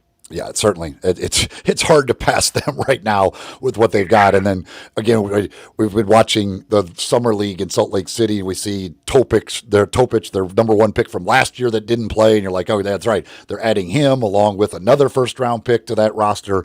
It's absolutely crazy. One final thing for you: he wasn't an important player there, and he certainly won't be a big-time important player here. But Jock Landale, who the Grizzlies have picked up, what kind of player are we talking about? I missed that they picked up Landale. That makes me happy, yeah. Jock Landale, he's one of those NBA players that can be, I would say, very effective in the right situation, during the right shift, right? I mean, he's got a little bit of floor spacing. He's a surprisingly good passer, and he's a pretty smart defender if he can get into position. But that's where I start to talk about the negatives, because there will be times where he looks practically unplayable. He's slow, and he's lacking athleticism. And while he does offer some floor spacing, the shot's not always going to drop, right? So he can be sometimes pretty close to a zero on both ends of the floor. But if he's a third-string big, you got yourself a great pickup. If he's your primary backup, I would be a little bit worried. Yeah, he won't. I think he's pretty much an insurance policy for Zach Edey at the start of the year. If Edey's not back yet, and Jaren Jackson Jr. is also out with an injury right now, so he's kind of an insurance guy in the rotation. But generally, if everybody's healthy, he's certainly going to be no better than the third center, because you got Zach Edey and Brandon Clark certainly ahead of him. But certainly, he's an insurance policy and a guy who's at least played some minutes and done some things in the NBA, which is never a bad thing. Yeah, I saw that you guys lost Jay Huff to the Pacers, also a Rockets legend. That's too bad. I really liked Huff in Summer League for us. I thought it was great that he found a role with you guys, and now he's heading over to the NBA finalists. So we can both mourn Jay Huff. Yeah, they got rid of him. It's to actually create a little cap space to get the Jaren Jackson Jr. contract done, and then they brought Landale in as his replacement. So Landale basically is replacing Huff, but they had to do the Huff thing in order to create space to get Jaren's extension done. There's a lot of interesting little maneuvering going on as far as that is concerned. But certainly the Rockets have made some good moves, and they look really, really good. But as I said, how good is that compared to Oklahoma City? But if you get that injury luck, that's the thing. Oklahoma City maintained their health throughout. That's key. That's huge in the NBA, and all it takes is an injury here or there, and things can change in a hurry. And the Rockets certainly look like one of the teams in the West ready to pounce if anything does happen.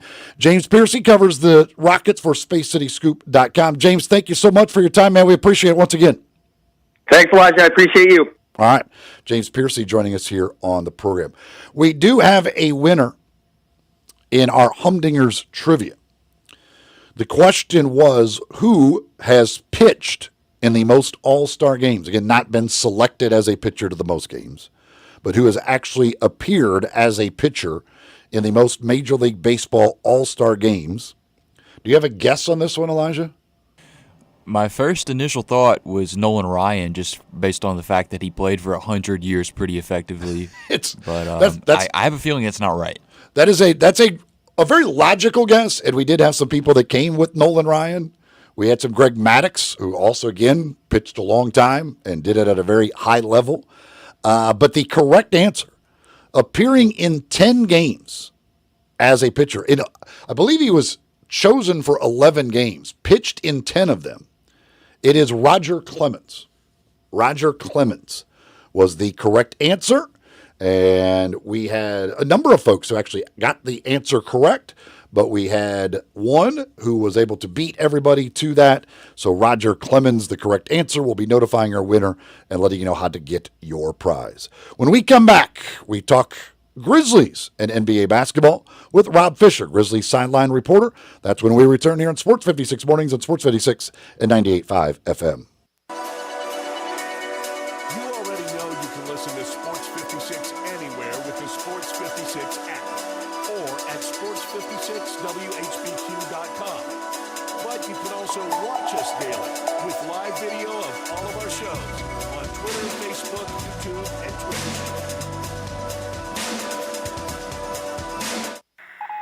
Newsflash! Family Leisure needs your help. Family Leisure has a warehouse full of inventory and they need it cleaned out. So do your part to make room for new items and get great deals on almost everything. Listen up. All in-stock patio furniture is up to 80% off. You can get a 4-piece deep seating set for under $1,000. Shays Lounges. You buy one, you're gonna need another. And that other one will be half off. All Hollywood furniture is now 20 to 30% off. You buy any dining table and you're going to get an umbrella absolutely free. Now, is financing available? Oh, you better believe special financing is a go. To sum it all up, Family Leisure has got to clear out its warehouse inventory, which means you are going to rack up on the savings. Help Family Leisure clear out the warehouse. Family Leisure, Winton Road and I-40, where family and fun come together to clear out the warehouse. Gary, take the service director to select us. Our service department makes the neighborhood just a place where you get your oil change. We need glass repair, windshield replacement, recalibration and repair, sound systems, even oil repair, tire replacement, all the things you expect from a luxury automobile. Please check out our website. You can schedule your appointment, check out our specials, hours of operation, operation, please reach out to our receptionist at 271-5199. Air. We breathe it naturally. Simple, right? Not so fast. The air you breathe could be hazardous to your health. Don't guess. Be sure with a phone call to the Memphis Mold Inspector, the only licensed mold assessor in the Mid-South. Call the Memphis Mold Inspector to check the air quality inside your home or office. Call 901-292-7788 for clean air and peace of mind. 901-292-7788 or visit memphismoldinspector.com. Spring is in the air, and it's the perfect time to grill, chill, and save with Choates. Install a new generator, tankless water heater, or Carrier HVAC system, and you'll get your choice of a free green egg grill or 36 months no-interest financing. Stay powered during storms, enjoy endless hot water, and slash your cooling costs this summer with the high-efficiency Carrier system, and grill some slow-smoke barbecue on us. But hurry, this special ends soon. And if you're dealing with plumbing or electrical problems, Choates is here for you too. Give us a try and take $60 off your repair. Leaky faucet, clogged drain, broken outlet, lights flickering? Call Choates and save $60 on your plumbing or electrical repair service. Call 347-8086 or visit ChoatesHVAC.com today. And remember, Choates, let our family serve your family. This traffic brought to you by Raleigh Tire Auto Service, your local family-owned business for over 60 years. Sports 56 traffic. Good morning. It's moving a little bit better from that wreck we had on 40 westbound, just past Sycamore View Road. It gets heavy over here this time of the morning anyway. Then we had to deal with this crash. That's 40 west, still a little bit heavy, but moving better than it was coming past Sycamore View Road as it starts to really crank up now on 55, northbound up through South Haven. All that traffic coming up from the south. Dandelions, crabgrass. Call Lawn Solutions here in Memphis today. They'll take care of you this summer. That's Lawn Solutions, 867-5626. I'm Commander Chuck with your on-time traffic.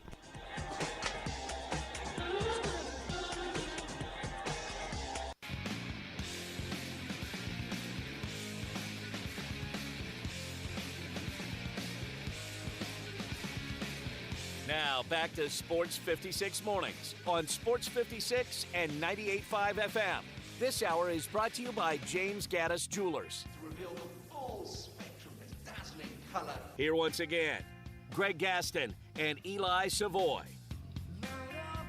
Welcome back, 8:30 the time here in the Family Leisure Studios. This is Eli and Elijah with you today. Greg will be back next week here on the program.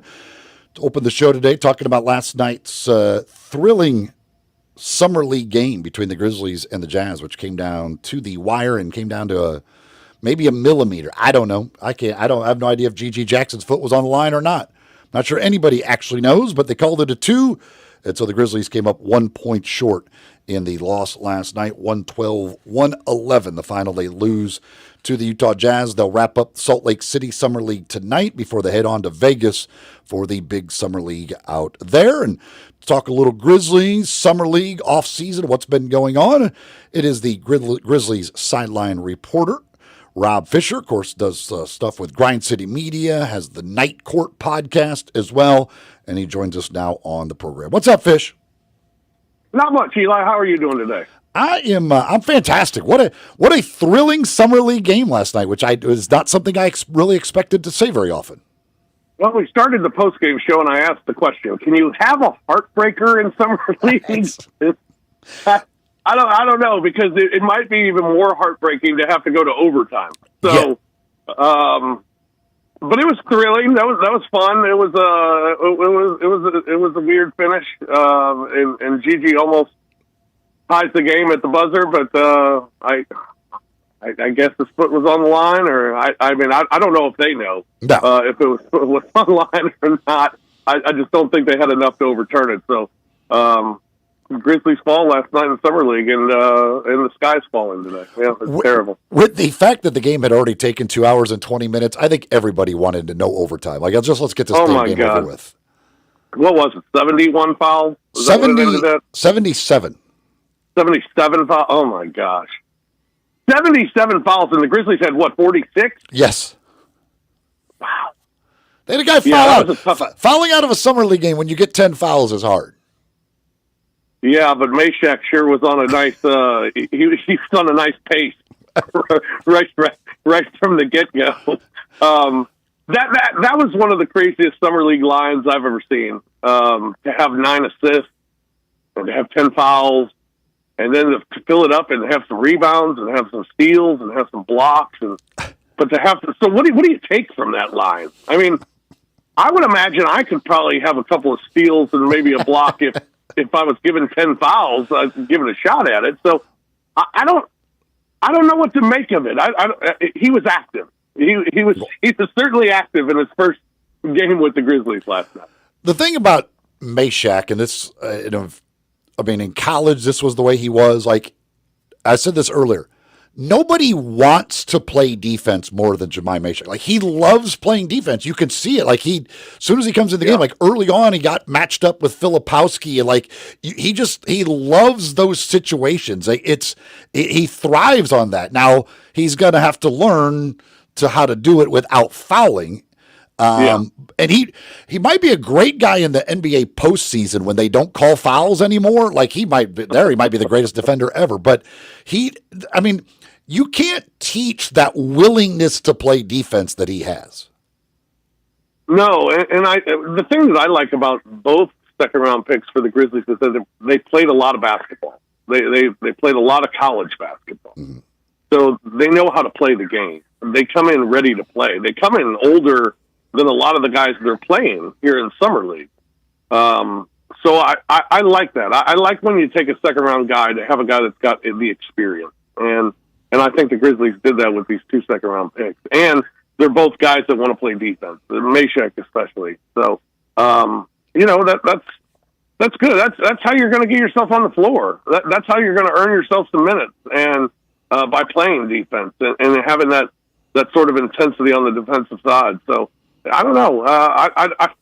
Hey, it's one game that we've seen him. I don't know how much he earned time on the floor with what he did last night, but I assume we'll see him again tonight in Salt Lake City. And I thought it was pretty impressive considering he hadn't been around the team. Yeah. He hadn't been able to play, and he signs the deal becomes complete, and he just goes out there and plays. And so I think he was probably a little excited to just get on the floor and play, and I think that was probably part of it too. So, but I don't know. It was weird. It was weird to try and take away somebody with a line like that last night, but he was certainly active and entertaining. He's one of those guys. Let's set it for the right. Like, when you're talking about the 59th pick, he's worth a shot. If he does end up figuring things out offensively, like he could end up being a guy who can find minutes in the NBA. If he doesn't, so what? He was the 59th pick. And again, a guy that will defend like that certainly gives you at least has something that other guys don't have. Like, he's that good of a defender. He's elite. He has an elite skill. I mean, he is an elite defender. And again, got to do it without fouling, but he is an elite defender. Now, speaking of elite, the guys that you want to be elite in Summer League look elite. G.G. Jackson, again, like, he just makes plays. He just pops at times where you're just like, wow, why is that guy even playing Summer League? Like, he shouldn't be out there. That he's just way better than these guys. Jalen Wells, same type thing. Cam Spencer, he shows his elite shooting ability. The guy can just flat out knock down shots. I mean, those 3 guys, I don't know how much more we really need to see them in Summer League. Yeah, and that's always the goal, I think, for Summer League, is to look like you don't belong. in the guys, you're right. The guys that we've expected to look like they don't belong have looked like it. Jalen Wells was fantastic in game one. I think he got a little tired last night. 7 fouls for Jalen last night. Didn't have a great night shooting. It was just kind of out there. But in game one, he was tremendous. I think in game two, he slowed down a little bit. Gigi's been awesome offensively. And the thing that I like about what we're seeing from Gigi offensively is driving to the basket, scoring in different ways. He's not just hanging out by the 3-point line and knocking down threes. He knocked down 3 of them last night, which is great. But he's also going to the basket, driving hard to the basket, taking contact at the basket. So I think all those things were really good. You'd still like to see Gigi do a little bit more playmaking a little bit. You certainly, for Gigi, one of the biggest things is defense as well. And, I thought there were some good moments, especially against Ace Bailey last night, early in the game. I thought there were some moments where he really struggled on defense as well. But we know what he can do offensively. It's just a matter of, can he improve on the defensive side of the ball? I think Cam Spencer, same sort of deal. The things that I've wanted to see from Cam Spencer, I wanted to see him shoot a lot because I want to see him shoot when maybe he's a little uncomfortable, when he's got a little duress when he's shooting. And I thought last night there were a couple of situations where he was under duress and he'd pump fake and find himself an open shot. I thought he did a nice job off the ball, finding open areas to be able to get the ball and get his shot down. Those are the things I want to see from him. Now, like Gigi, you want to see Cam Spencer play a little defense, and I thought there were some times last night that he got beat pretty bad. There was one in the second half. He didn't shoot the ball really in the second half, and then in the second half defensively, there was a flyby that it was a terrible flyby that he got himself out of position. So I thought there were some things that have been very good from those guys. I thought last night in the second half, they just all it looked like they got kind of worn out last night in the second half. The thing, that thing with Spencer, again, you know exactly what he is as a shooter. The question with him is, can he play defense to get on the court? Yeah. Like if you're asking him to fill Luke Kennard's shoes, not that Luke Kennard was a great defender by any means, but he was good enough, like to make up for, you're like, okay, we'll take the shooting with that defense. Spencer's got to be that. Like, is the defense good enough that you go, okay, that shooting makes it worth it? Gigi, you mentioned the play. That's the one thing about Gigi, and he has 0 assists in these 2 games now. He still has not gotten 1 assist in these 2 summer league games. And they've had over 40 assists in these 2 games. Yeah, I mean, you would think with the attention he's going to draw because of what he is offensively, like you'd scrape out an assist here and there, and that's that's the frustrating part about there's so much talent there. But it's just putting it all together in the full package. And I don't know that may never happen at the NBA level for him. I don't know. Well, I think our feelings of Gigi going into Summer League last year were about, where he was going to fit in the rotation and how many minutes he was going to get. And then all of a sudden he went through the injury, and then when he came back, it just never really came to fruition throughout the entire season. And I think a lot of it for Gigi last year was not knowing his role. There was so much put on Gigi last year for defense. It was all about defense. Mm-hmm. And I think Gigi got, it was tough on him because of what he was able to do offensively the year before and dominate in a lot of games. And he just never found that rhythm last year. And this year it's got to be able to find that rhythm. And we know what he can do offensively, but he's going to be on the floor defensively as well. He's not just given a rotation spot. He's going to have to earn it. And he's going to have to earn it by having some sort of effort defensively. Now, he has had a couple of blocks. And, like I said, I think early in the game he showed some bright spots defensively. Late in the game he maybe had some that were Bailey was beating him a few times, but he's a very talented player, so take nothing away from him. But it's Gigi's interesting because he's still 20 years old. Yeah, and he's so uber talented offensively that you got to they got to find a way to get him on the floor, and he's got to find a way to stay on the floor, and to stay on the floor, he's going to have a better effort on the defense. The move that they have made, obviously the trade of Desmond Bain. Now you've got KCP. They bring in Cole Anthony. Certainly, obviously, it looks like will not be here. But Ty Jerome is signed. Overall, how do you look at the roster right now versus last year's roster? Oh, different. I don't know. I'm still interested. Do you think the Grizzlies are done? I mean, they still have to, the Cole Anthony thing. That I guess that'll take care of itself. But as far as additions, see, my thought is this: I don't know that Gigi and Vince Williams will both be here next year. I don't. I kind of feel like one of them will not be.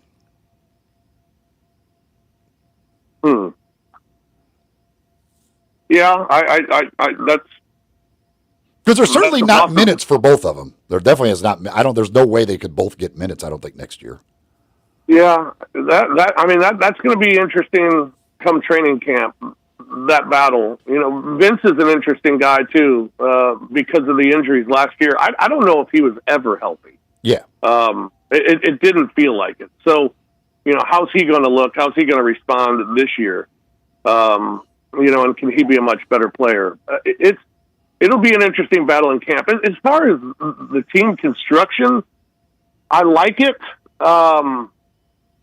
I like the addition of Ty Jerome. I think that's huge added depth. I like the addition of KCP. He's a guy that's got championship experience and can fit right in. I keep saying the same thing though.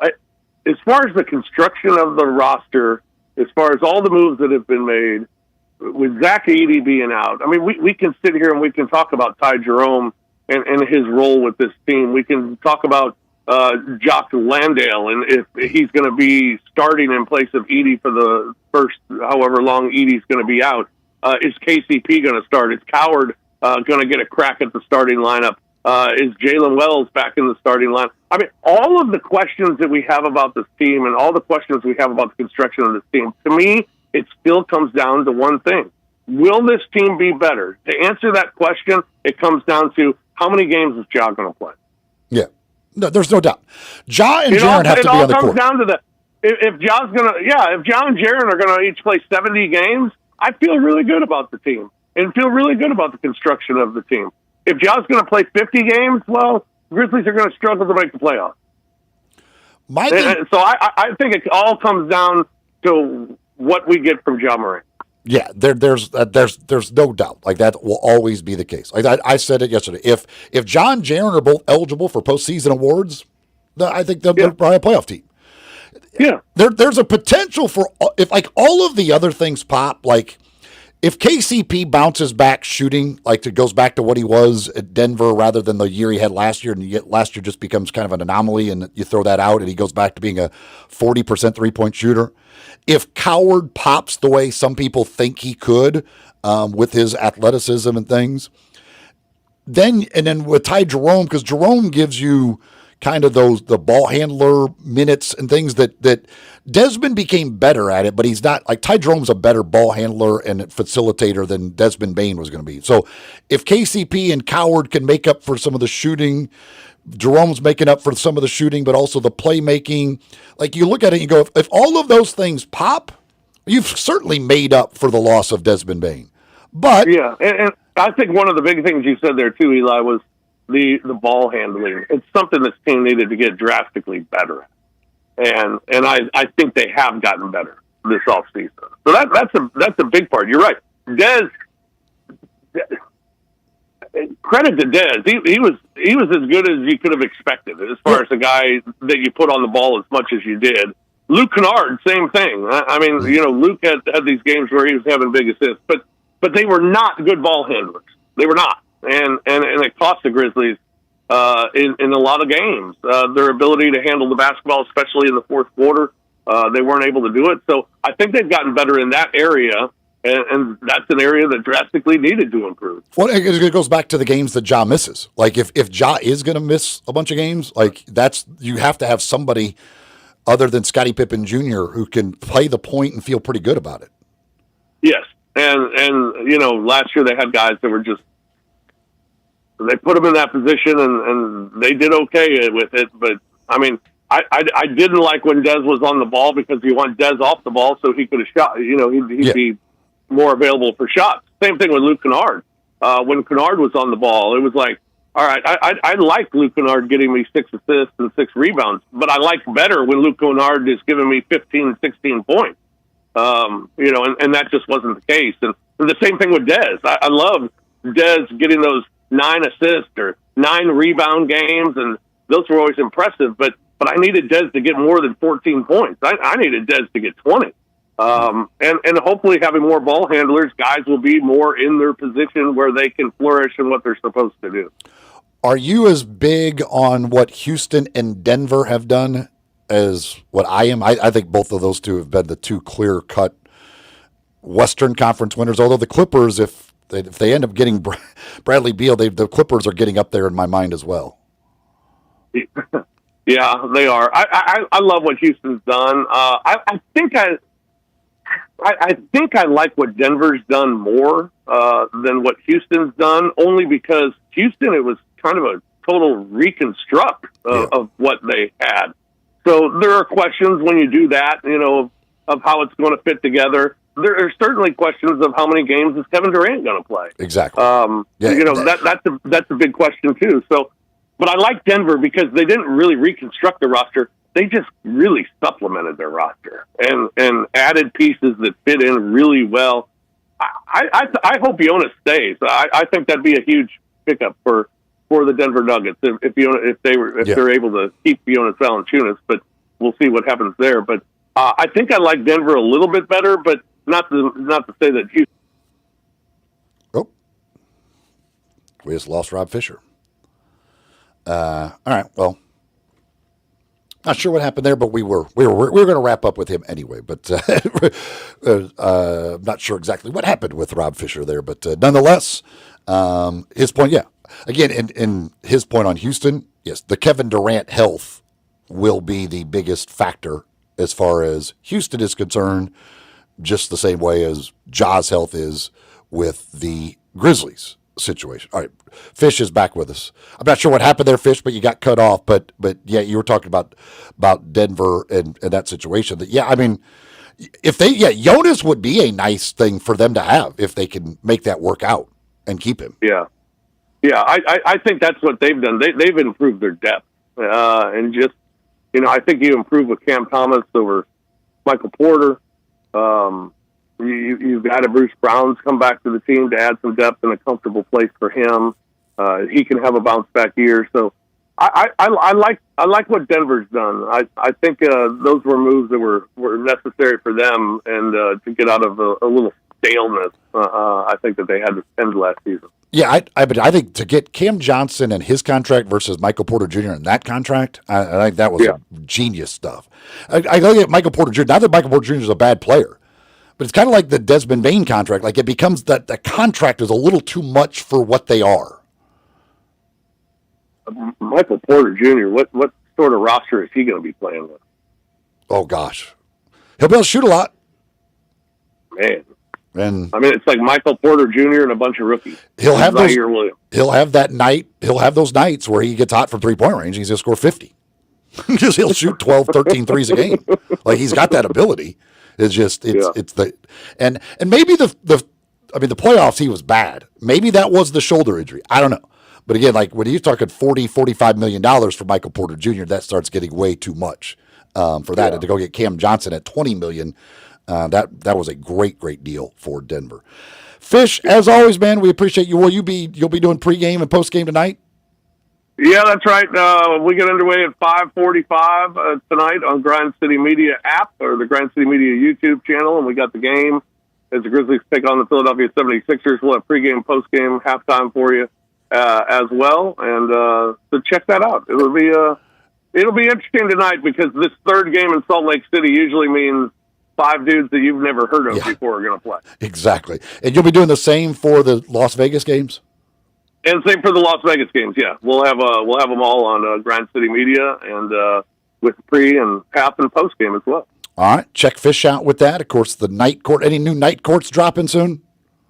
Probably tomorrow. We'll have a new one tomorrow. Got Brevin traveling, man. Got to lock down a time with him when he's not golfing or in the air or something. So we'll lock him down and get that done today. We'll keep an eye out for that as well. Fish, thank you so much, man. Appreciate it. All right, thanks, Eli. Rob Fisher, Grizzlies sideline reporter, going to be doing pre, half, and post game for all of these Summer League broadcasts on Grind City Media. Back to wrap up hour number 2 right after this. Sports 56, 98.5 FM. Join the voice of the Tigers, Dave Woloshin, for Wolo and Friends. Weekday mornings from 10 to 11 here on Sports 56 and 98.5 FM.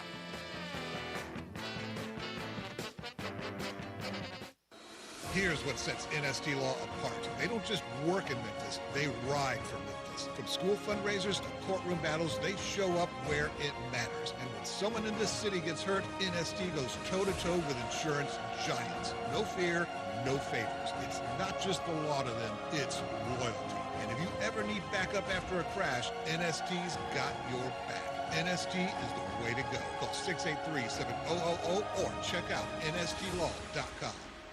Hi, I'm Glenda Hastings, owner of Napa Cafe, and I want to thank you for making us part of your dining experiences. Treat yourself tonight with a delightful dinner. Maybe start with an appetizer like our baked sweet peculiar peppers stuffed with goat cheese and mozzarella, finished with basil pistou, and move on to one of our cozy dishes like the double chocolate stout braised boneless beef short ribs with tonkatsu sauce and creamy mashed potatoes, or a fresh seafood dish like our pan-roasted ginger buttered sea bass with cilantro soy vinaigrette. I get hungry just talking about it. Don't forget about dessert, our famous sweet buttermilk pie with brown sugar sauce, or drink your dessert with one of our signature dessert cocktails, like the lemon cheesecake martini, lemony, icy, frothy, and dusted with graham cracker crumbs. Napa Cafe, open Wednesday through Saturday for dinner starting at 5 o'clock. For reservations, visit our website at napacafe.com. Come join us. We can't wait to serve you. Congratulations to Napa Cafe, celebrating 27 years of great food and service for you. Napa Cafe. I don't think I'm a bad golfer. I know I'm a bad golfer. This is Sheldon Rosengarten with Mark's Bensdorf Realtors. And sometimes bad is not quite the right word. Awful, that's more like it. And when it comes to selling houses, that's a whole different story. Over the many years that I've been in the real estate business, I have refined and perfected my highly successful strategic marketing program. In golf, forget about my normal 5 strokes on the par 3. But remember the home I just closed in November with 2 offers at full list price. Okay, let's review. If you're thinking of selling, wouldn't you want an experienced player on your team to lead you to the closing table? Someone whose background is marketing and not merely putting a sign in the yard. And remember what people often say, that when you want the job done, call who? Shell Dunn. You can reach me, Shell Dunn Rosengarten, at memphisrelocate.com or 483-0546. That's 483-0546 or memphisrelocate.com. And go Tigers. Wally Hatchet serves breakfast all day and Southern comfort food for lunch. Hatchet fans love our huge omelets, breakfast Sammys, scrambles, and chicken and waffles. For lunch, check out the Mississippi pot roast, chicken fried steak, grilled meatloaf, or one of our best-selling burgers, lipstick on a cow. Pickup, delivery, and catering are also available. Visit WallyHatchets.com to order online. Wally Hatchets is located at 6439 Summer Avenue and open from 7 a.m. to 2 p.m. Tuesday through Sunday. Wally Hatchets. Count your blessings, not your calories. Now, back to Sports 56 mornings on Sports 56 and 98.5 FM. This hour brought to you by James Gaddis Jewelers. Here once again, Greg Gaston and Eli Savoy. Welcome back in the Family Leisure Studios. Family Leisure, where family and fun come together. Check out their great sale going on right now on patio furniture. All in-stock patio furniture up to 60% off right now at Family Leisure. Congrats to Ryan Silverfield. It is watch list season. I'm a big fan of the watch list season. And Ryan Silverfield has been named to the Dodd Trophy watch list for this year. One of 26 coaches on the watch list. And the Dodd Trophy not only takes into account on-field success of your program, but also academic progress rate, graduation success rate, also service and charity in the community. So it's a pretty big honor. I mean, they look at a lot of things, and good for Coach Silverfield to be on that list as one of the guys on the watch list. Again, that doesn't mean a whole lot. Doesn't mean that somebody from off the watch list couldn't win the award. But they're recognizing what Coach Silverfield has done, not only with the on-field success, but the off-field stuff at the University of Memphis with that team. And they do a lot of service and charity in the community and things like that. So that's great, and great honor for him to be at least mentioned in that, and be great to be a great honor if he could win that award as well. Coming up in hour number 3, we will kick off the hour talking with Mickey Barker, as we do each and every Tuesday, talking some golf with him. We've got some big junior events going on over the next couple of weeks here in Memphis. One which is underway today out at Colonial Country Club, and then one coming up next week out at Overton Park. We'll talk about that with Mickey Barker, things going on in the world of golf, both locally and nationally. Then we're going to get into NFL quarterbacks. Today, Quarterback Season 2 has dropped on Netflix, and Elijah and I will both rank our top 10 quarterbacks in the NFL going into this season. We'll do that coming up in hour number 3 here on Sports 56 Mornings on Sports 56 and 98.5 FM.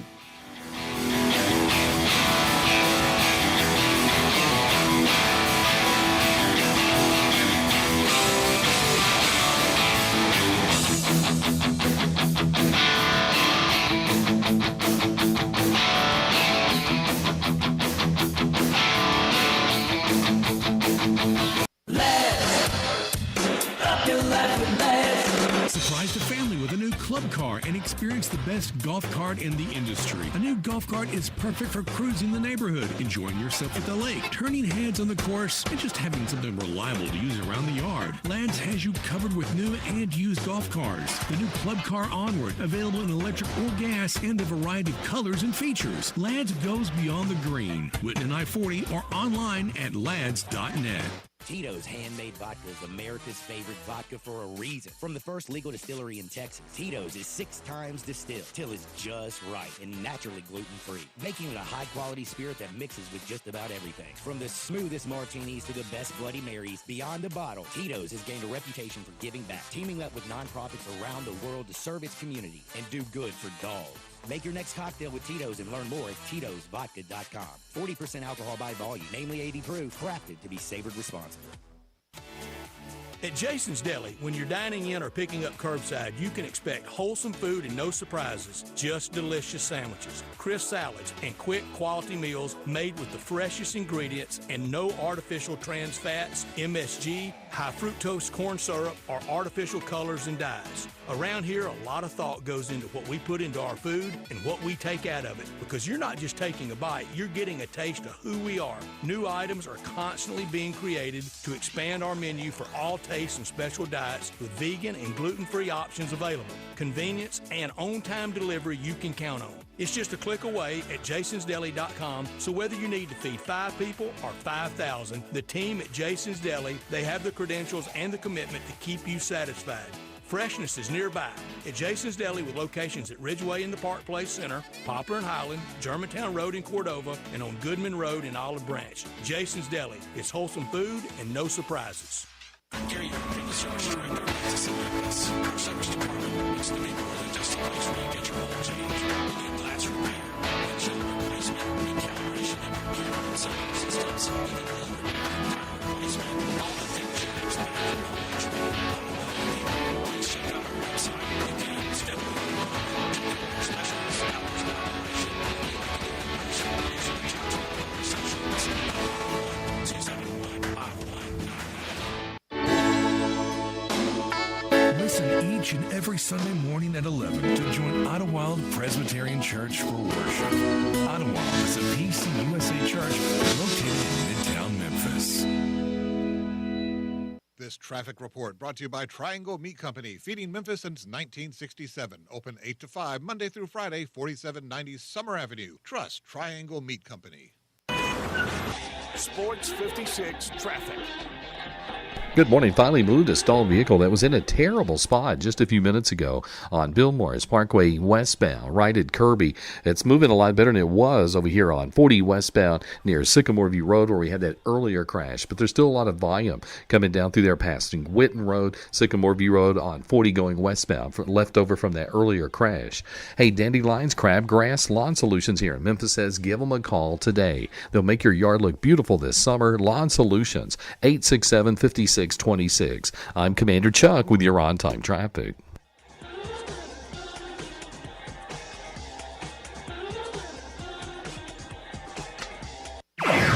Sports 56, WHBQ Memphis, and W253DF Memphis with Dave Woloshin, weekday mornings from 10 to 11.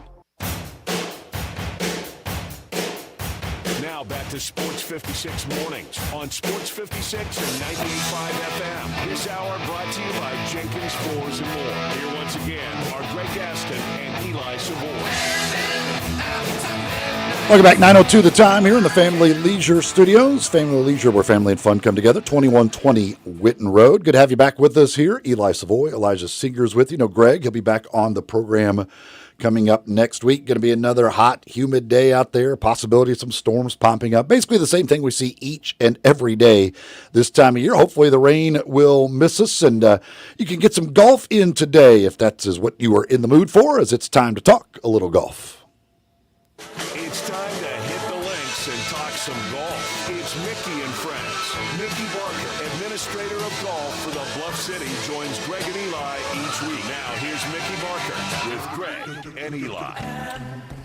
That's right. Mickey Barker joins us each and every week talking a little golf during this time of year, and he joins us once again. I hope it was a good holiday weekend for you. Got a little sun, got a little enjoyment, watched some fireworks, baby. Did you have a good weekend? It was a good long weekend. Played absolutely zero golf, so it was still a good weekend though. That's sometimes you just need a break from golf, right? That's right. And it's not like I play a whole lot of golf, but just getting away, spend some time at home. We've got some big junior events coming up in the year. One, which is underway today out at Colonial Country Club, is the Bubba Conley tournament, which is a national junior tournament. This is the 44th, and it's kids, I think it's 19 and under, I believe, that are come from all over the country coming in for that. You guys have a big junior event coming up next week out at Overton Park. Yeah, the Overton Park Junior Open, the longest continuously running junior event in the country, 1947 it started. So it's been going a long time. A lot of kids have come through there. I can't tell you how many people I've talked to that said, yeah, back in so-and-so year, I won the third flight in the boys 8-year-old division. So, yeah, everybody that grew up playing golf in Memphis played in the Overton Park Junior. That's again, to have any tournament that's been running that long, especially at the local level, something like that. I mean, that's a lot of hard work through the years that people have had to put in. It is. It's a lot of hard work. And then, a few years ago with the renovation of the golf course, we took a couple years off. It didn't happen. The tournament had gotten down to where there was only, 30 or 40 kids playing in it. And then the Conservancy, the golf side of the Conservancy came along and along with Dwight Drinkard, and they wanted to get the tournament back up to where it was and really put a lot of effort behind it. And that very first year, 2022, we maxed out at almost 200 kids playing in it. Lauren Roberts has been fantastic ambassador for it. He's there, and he takes his picture with every one of the winners. He's there most all week talking to the kids and having pictures made with them. So, yeah, he's a fantastic ambassador for that event. Lauren just one of the true nice guys out there, man. Especially when it comes to junior golf and kids, he does such a great job. Absolutely, he's become a good friend of mine. I really enjoyed meeting with him with the First Tee advisory board, and he does so much for Memphis. You would definitely think he was a native Memphian. He loves Memphis. Yeah. He's not ever going anywhere, and he does so much. He moved here from California many years ago, and Memphis has become his home. You mentioned Dwight Drinkard, who was a big part of this. First year now without him. Daryl Smith has stepped in to help out, right? Yeah, he has a little bit of experience running golf tournaments. I think he's done that a time or two. Yep, and it's amazing. You'll see Daryl all week next week. He'll be getting everything lined up, making sure it's happening. Then he's out setting up coolers, and he loves all the physical part of it. Daryl's a great friend to us at Memphis Golf, and does a great job with the tournament. He, of course, Austin Chin, who's does so much with all of your tournaments as well. Right. Yeah. That's Austin's job is to run our events, and he does a great job at it. He and Daryl work really well together on the Overton Park Junior. And Patrick Canali, who's the facility manager there at Overton Park, he gets the golf course in great shape, and then gets everything else ready to go for him. So how many players will you have for this tournament next week? Right now we've got 170 wow. kids signed up, boys and girls, ages 7 to 16. So we'll have every ability level. We'll have the really good players that could be playing this week in the Bubba Conley, or that may have never. This may be the first golf tournament they've ever played in. We'll have several kids from the first tee come over. So it's always a lot of fun to see.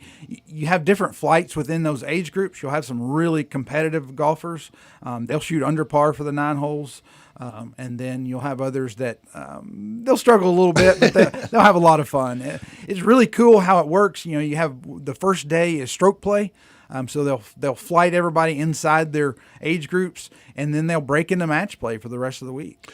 That's cool too, because match play, I mean, it's a different thing. Right. and I'm sure most of these kids probably haven't played a whole lot of match play, but it's something that if they continue on and end up being golfers, playing college golf especially, it becomes a big part of things. It's amazing how match play has really come back. A long time ago, that was you had a lot of events. The PGA Championship was a match play event many, many years ago, and it kind of went away. Everything was stroke play, and now college golf is bringing it back so that you'll have 2 or 3 days of stroke play, and then they'll take the top so many teams and they'll go into match play for the championship, which I think is great. You'll play 5 players and they all have a match. You'll have 5 matches. Yeah. The best 3 out of 5 wins. And again, for kids, like it's a different experience, because the one thing about match play that I like you could have the terrible blow up hole, and it's one hole. That's right. It doesn't knock you out of it. You've had just one bad hole and you move on to the next. That's exactly right. And it goes quickly, with the 9 hole, because they're 9 hole matches. And some of them will end after 5 holes. But others will go the full 9, and it's very competitive. Unfortunately, you see a lot of tears. Yeah. But the sportsmanship is fantastic. The kids they're playing each other, but they're also pulling for each other, and I see a lot of really good sportsmanship in that event. Well, we've talked so much about just junior golf and like what you guys do for juniors and letting them play the courses, everything else, the clinics, everything else, and how many kids, especially young girls, are getting into the game of golf. And to have a tournament like this and have the Bubba Conley going on, have so many junior golfers in our area playing competitive golf, it's just great to see so many kids getting involved in the game. It really is. It's a sport, as you know. It's a sport for life. And we get these kids started playing golf when they're 7 and 8 years old, and they end up playing for the rest of their life. I do a little bit of teaching. I'm teaching some guys that are in their late 20s, early 30s right now, and they're beginners, and they're like, I wish I'd have taken this up a long time ago. It would help me with my business and everything. It really is good. And you look at the Bubba Conley. I was looking at where they're coming from. They're playing in it, California, and there was a couple. There was one kid from Australia that's playing in it. So it's just amazing where they travel to. And it's amazing how good some of those kids are.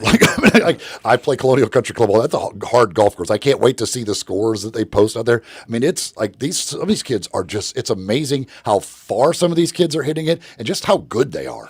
Well, that is true. And how far they hit it. We did, the Overton Park Junior did back down the age down to 16. We were having 17, 18-year-olds in it the first couple of years, but they were hitting it so far that it was not that we didn't want them playing, but they were having to wait till every green was cleared because they could drive every green at Overton. And so we backed it down to 16. We'll still have some of the 15, 16-year-olds that will knock it on every green, but it won't be as many of them. It's funny that we talk about distance and again how far everybody's hitting it, but that leads. I wanted to talk about what just happened at the John Deere Classic, where Brian Campbell, who is the shortest hitter on tour of qualified players. He is the shortest driver on tour. Now that's 276 yards, which is like, by no means is it short, but it does show you that like you don't have to be the longest hitter. You can be the shortest hitter and still. That's what part of the greatness of the game of golf. There are many ways to attack a golf course. That's exactly right. If you're in the middle of the fairway and you're hitting it on the green, it doesn't matter how far you hit it. You know, if the putter's working and you're hitting it straight, you can beat anybody in the world. You know, you have players that hit it. The average well over 300 yards, close to 320 that were in the event. But again, the guy that hit. Now it did help that the golf course was running out a little bit. They were getting some run. Now had it been really wet where the ball was plugging, and so that would have probably made a big difference.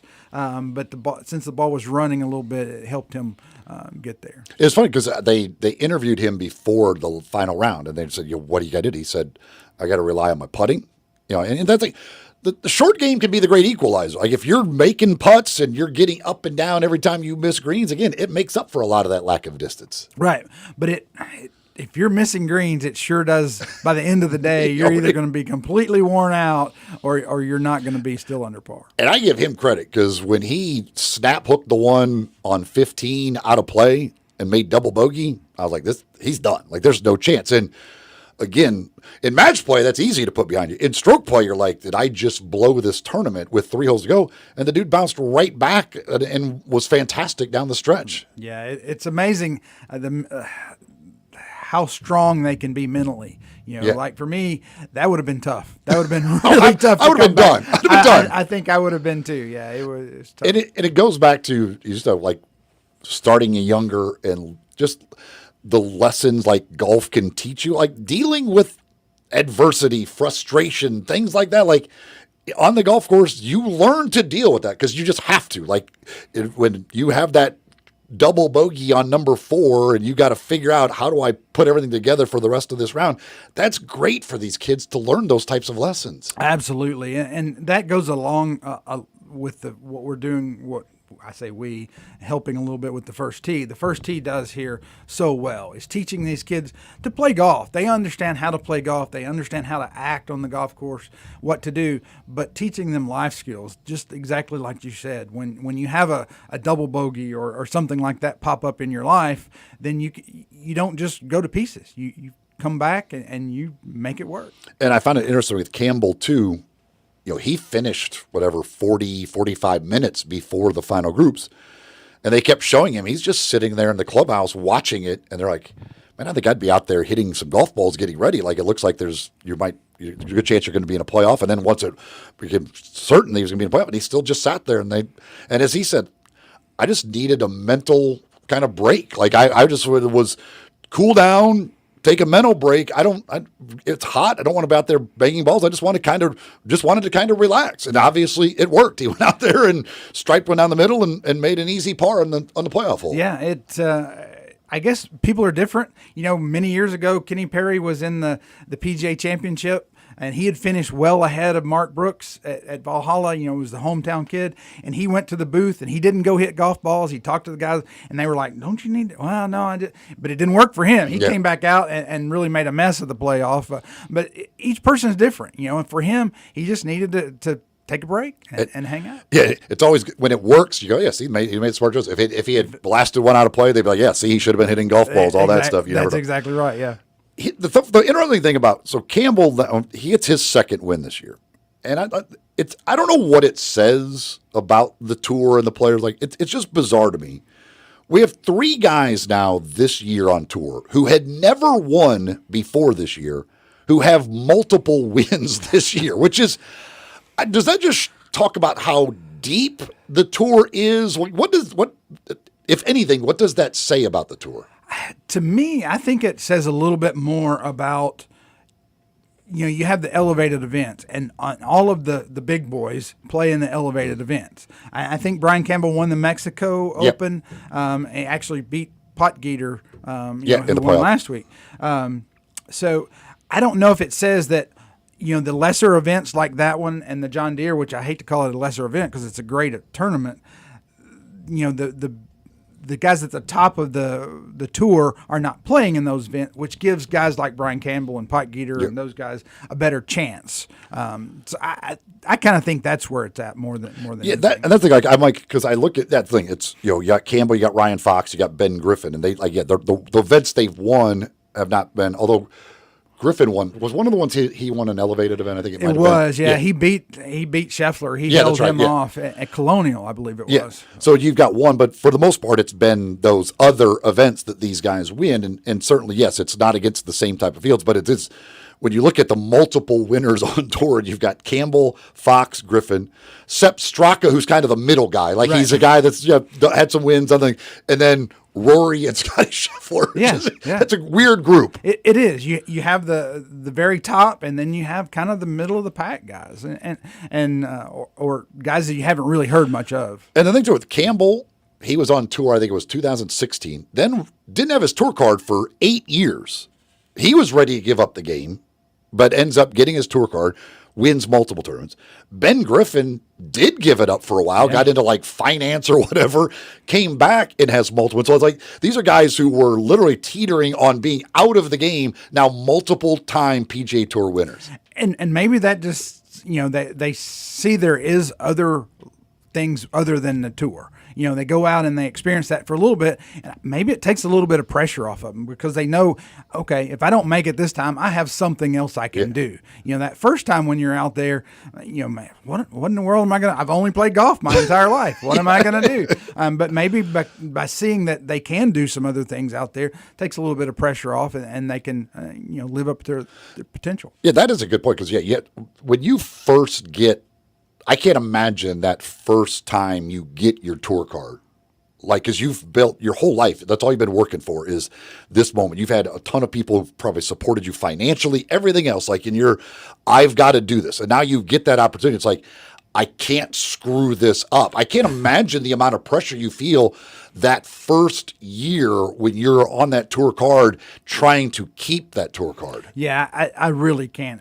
I was lucky enough to play in one tour event. I got to play in the St. Jude many years ago. I was so far out of my element that I couldn't even. I hit shots that I don't ever hit. But yeah, the guys that get their card and go out there and you feel like, oh, I gotta make some money in my first few events or make FedEx Cup points in my first few events, or I'm going to be chasing it all year. There's a lot of pressure there. Now the guys that are coming out of college now on that PGA U program where they've played in several events, I think they have a better level of confidence that they are going to play well. Although you see Luke Clanton, who is, when he's turned pro, he hasn't had the success that he had as an amateur. You got a few more like that. Gordon Sargent from Vanderbilt, kind of the same thing. He had a lot of success as an amateur. Now that he's turned pro, it's a little bit more of a struggle. There is a lot of pressure on him. Yeah, I really can't imagine. Like, I mean, I put $2 on a hole, and I'm like, oh gosh, don't screw this up. But yeah, when your whole livelihood depends on it. So you guys have coming up in a few weeks, I guess you've got the MAC coming up. Is that the next big? Obviously, you got the junior tournament next week, but then the MAC. Right, the 25th of August, we've got the MAC coming up. That will be at Galloway, Fox Meadows, and then the final round this year at Audubon. So it should be a real good test. Go to memphispubliclinks.com, sign up. It's a great 3-day event, and again, it gets world amateur ranking points, which is pretty cool. And the cool thing about that too, even if you say you don't miss the cut, you still are flighted and have a chance to win prizes, even if you don't make the cut for Saturday. Absolutely. Every year we have guys that go out and shoot 90, miss the cut, and they still win a pretty hefty gift certificate for winning their flight. That's great. It's an opportunity. And again, that's one of those things, and I've done it a few times. If you just want to, if you've never played tournament golf and you just want that experience, and it's fun. It is fun, like just to see how your body reacts in those situations, because it is a whole different beast. It really is. When you actually put the pencil to the scorecard, it really makes you feel a whole lot of pressure just on yourself. Because the guys playing with you, they're under the same pressure, and nobody's. You normally shoot 85. It's going to be really tough to break 90 in that tournament condition. It is, and it's funny because I remember the first time I did it, I had no idea like what what I would feel like doing it. Like, I've never played tournament golf in my life. Let me see what this is. Walking to that first tee, I've just never, like, my heart was racing. Like, I was like, I remember like trying to put the ball and the tee in the ground, and my hands are shaking. I'm like, how am I supposed to swing a golf club? But I don't know what I'm going to do. And then but somehow I actually hit a very good tee shot right down the middle, and I was like, okay, like, it is possible to do this.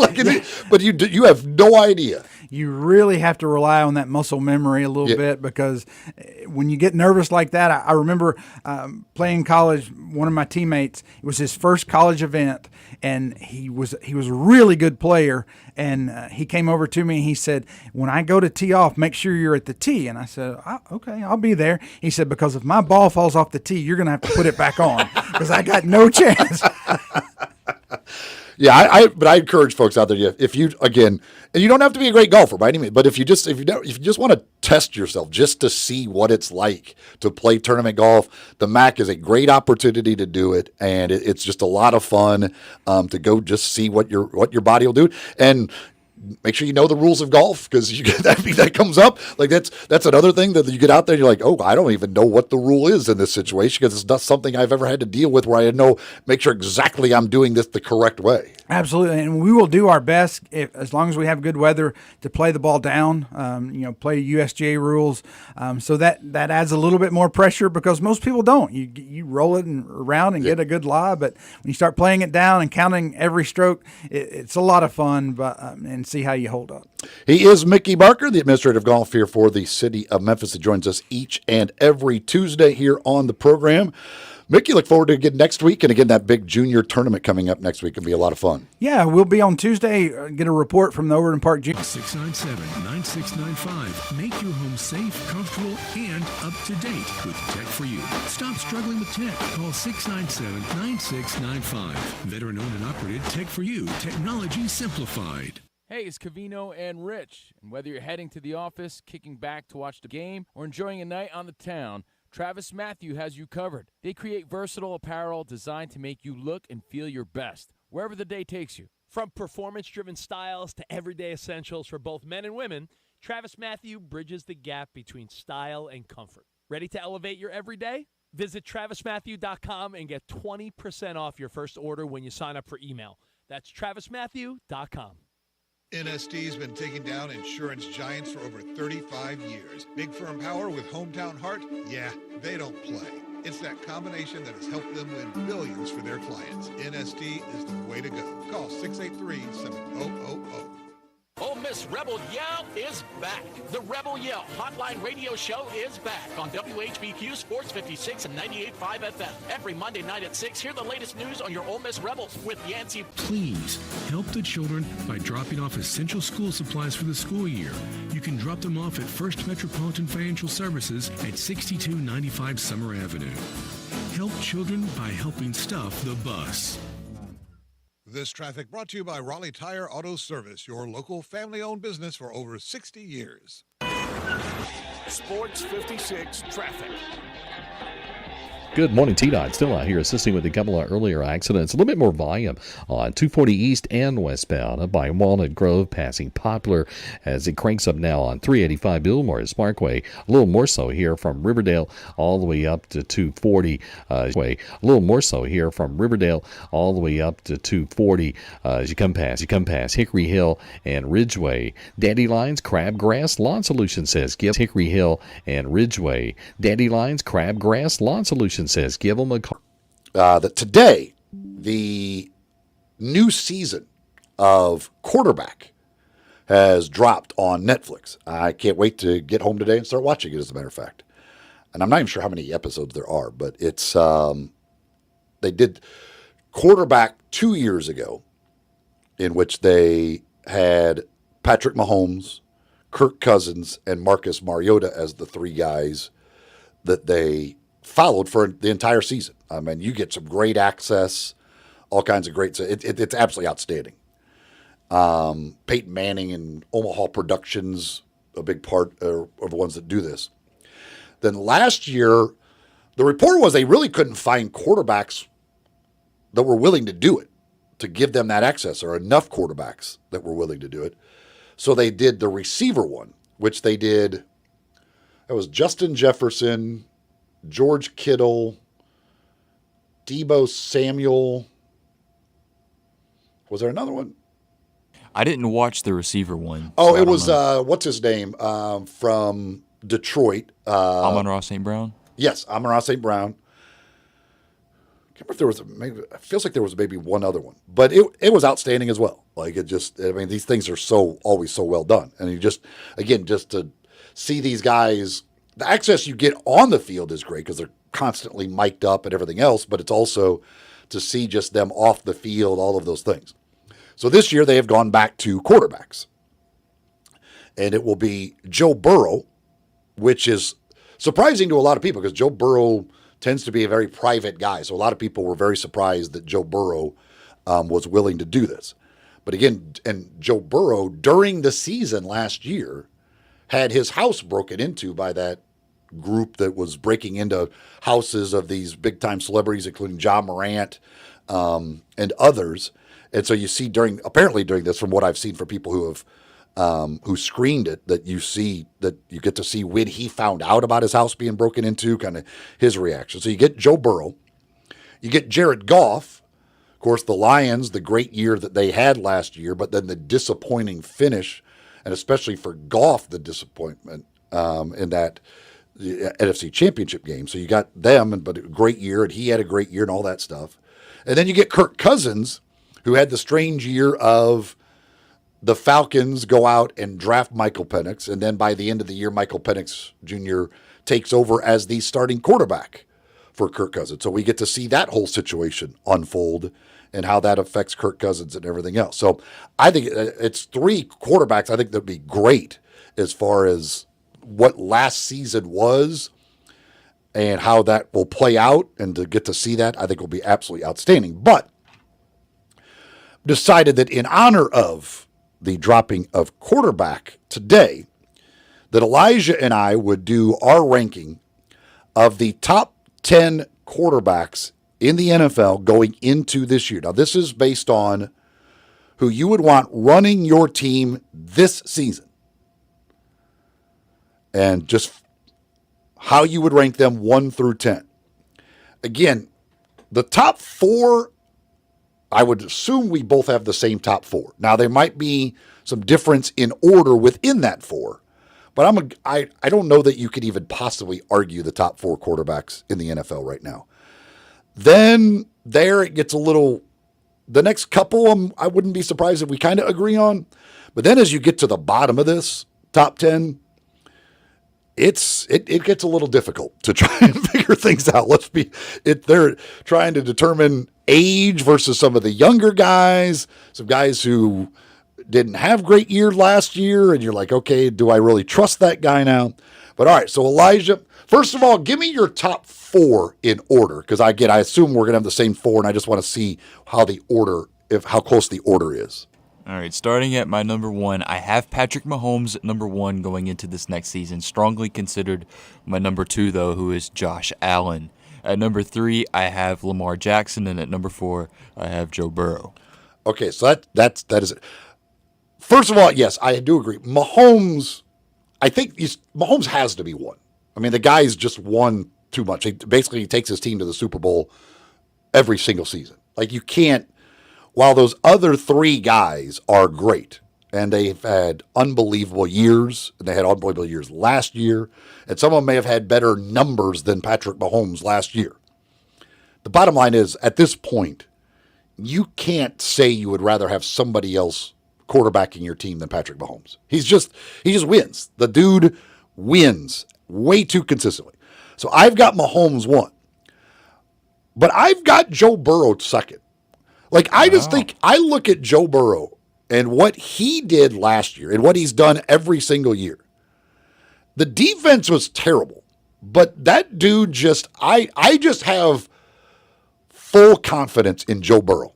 And that's to take nothing. Again, you're talking about fine lines here. This is nitpicking to the nth degree to me in separating Burrow, Jackson, and Allen. I think Those three guys, I think you could draw out of it. Again, I think you have to have Patrick Mahomes first because of the way he's won.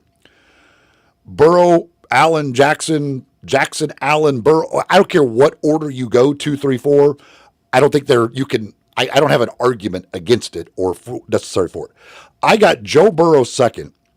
I've got Lamar Jackson third, and I've got Josh Allen fourth.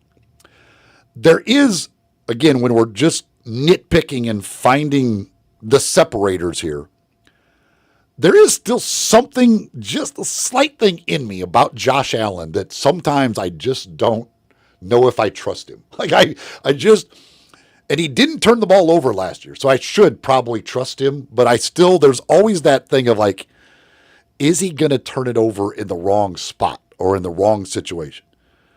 But again, if you put Allen second, I would be like, yeah, I have no problem with that. So you've got Allen, Jackson, Burrow. I've got Burrow, Jackson, Allen. So we both have Jackson third. We flip-flop Burrow and Allen. All right. Give me your 5 through 7. All right, at number 5, I have Jalen Hurts, Super Bowl champion Jalen Hurts. At number 6, this is where things got really tricky for me.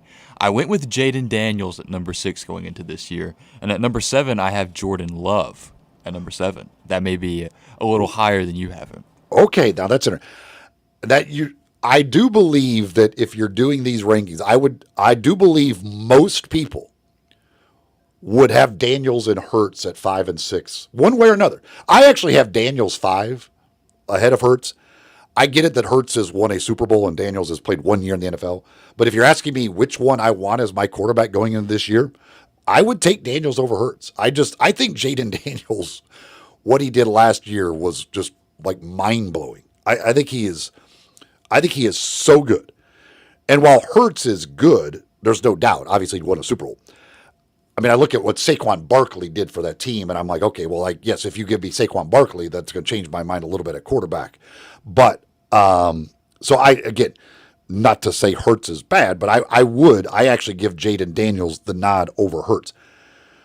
But yes, and I do think where 7 is where it really starts. Now we would get, I think most people, the top 6 would probably be the same or pretty close. You might get 1 or 2 in there.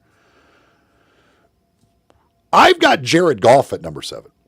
Okay, I respect that. I mean, again, he's done it now enough years where, yes, he has those games where he'll throw 5 interceptions and it might be disappointing and he might stumble and it looks whatever. But overall, over the number of years, the dude has been pretty darn consistently good. And so I'm going to trust him. I trust him. I don't have Jordan Love in my top 10. He is one of those guys, like there's a group of guys just outside that top 10. Again, I've got to see more out of Love to truly trust him right now. Certainly, I could have put him in my top 10. Number 10, I had about 5 guys that I could have flipped a coin for. But I've got Goff at number 7. So who's your 8, 9, and 10? At number 8, I have Justin Herbert. At number 9, I have C.J. Stroud.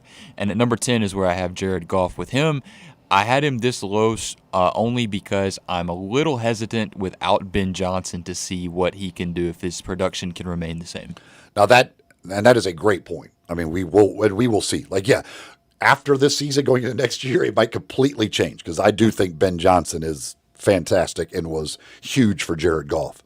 I've got Herbert at 8, who's a guy that I think by now, I think probably everybody would have thought that he should be higher on lists. Like we keep waiting for Herbert to do the things that we kind of expect that he's supposed to do.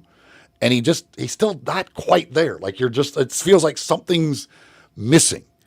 And so he's still uber talented and you watch him play at times and you see him make the throws or anything else. But there's something there.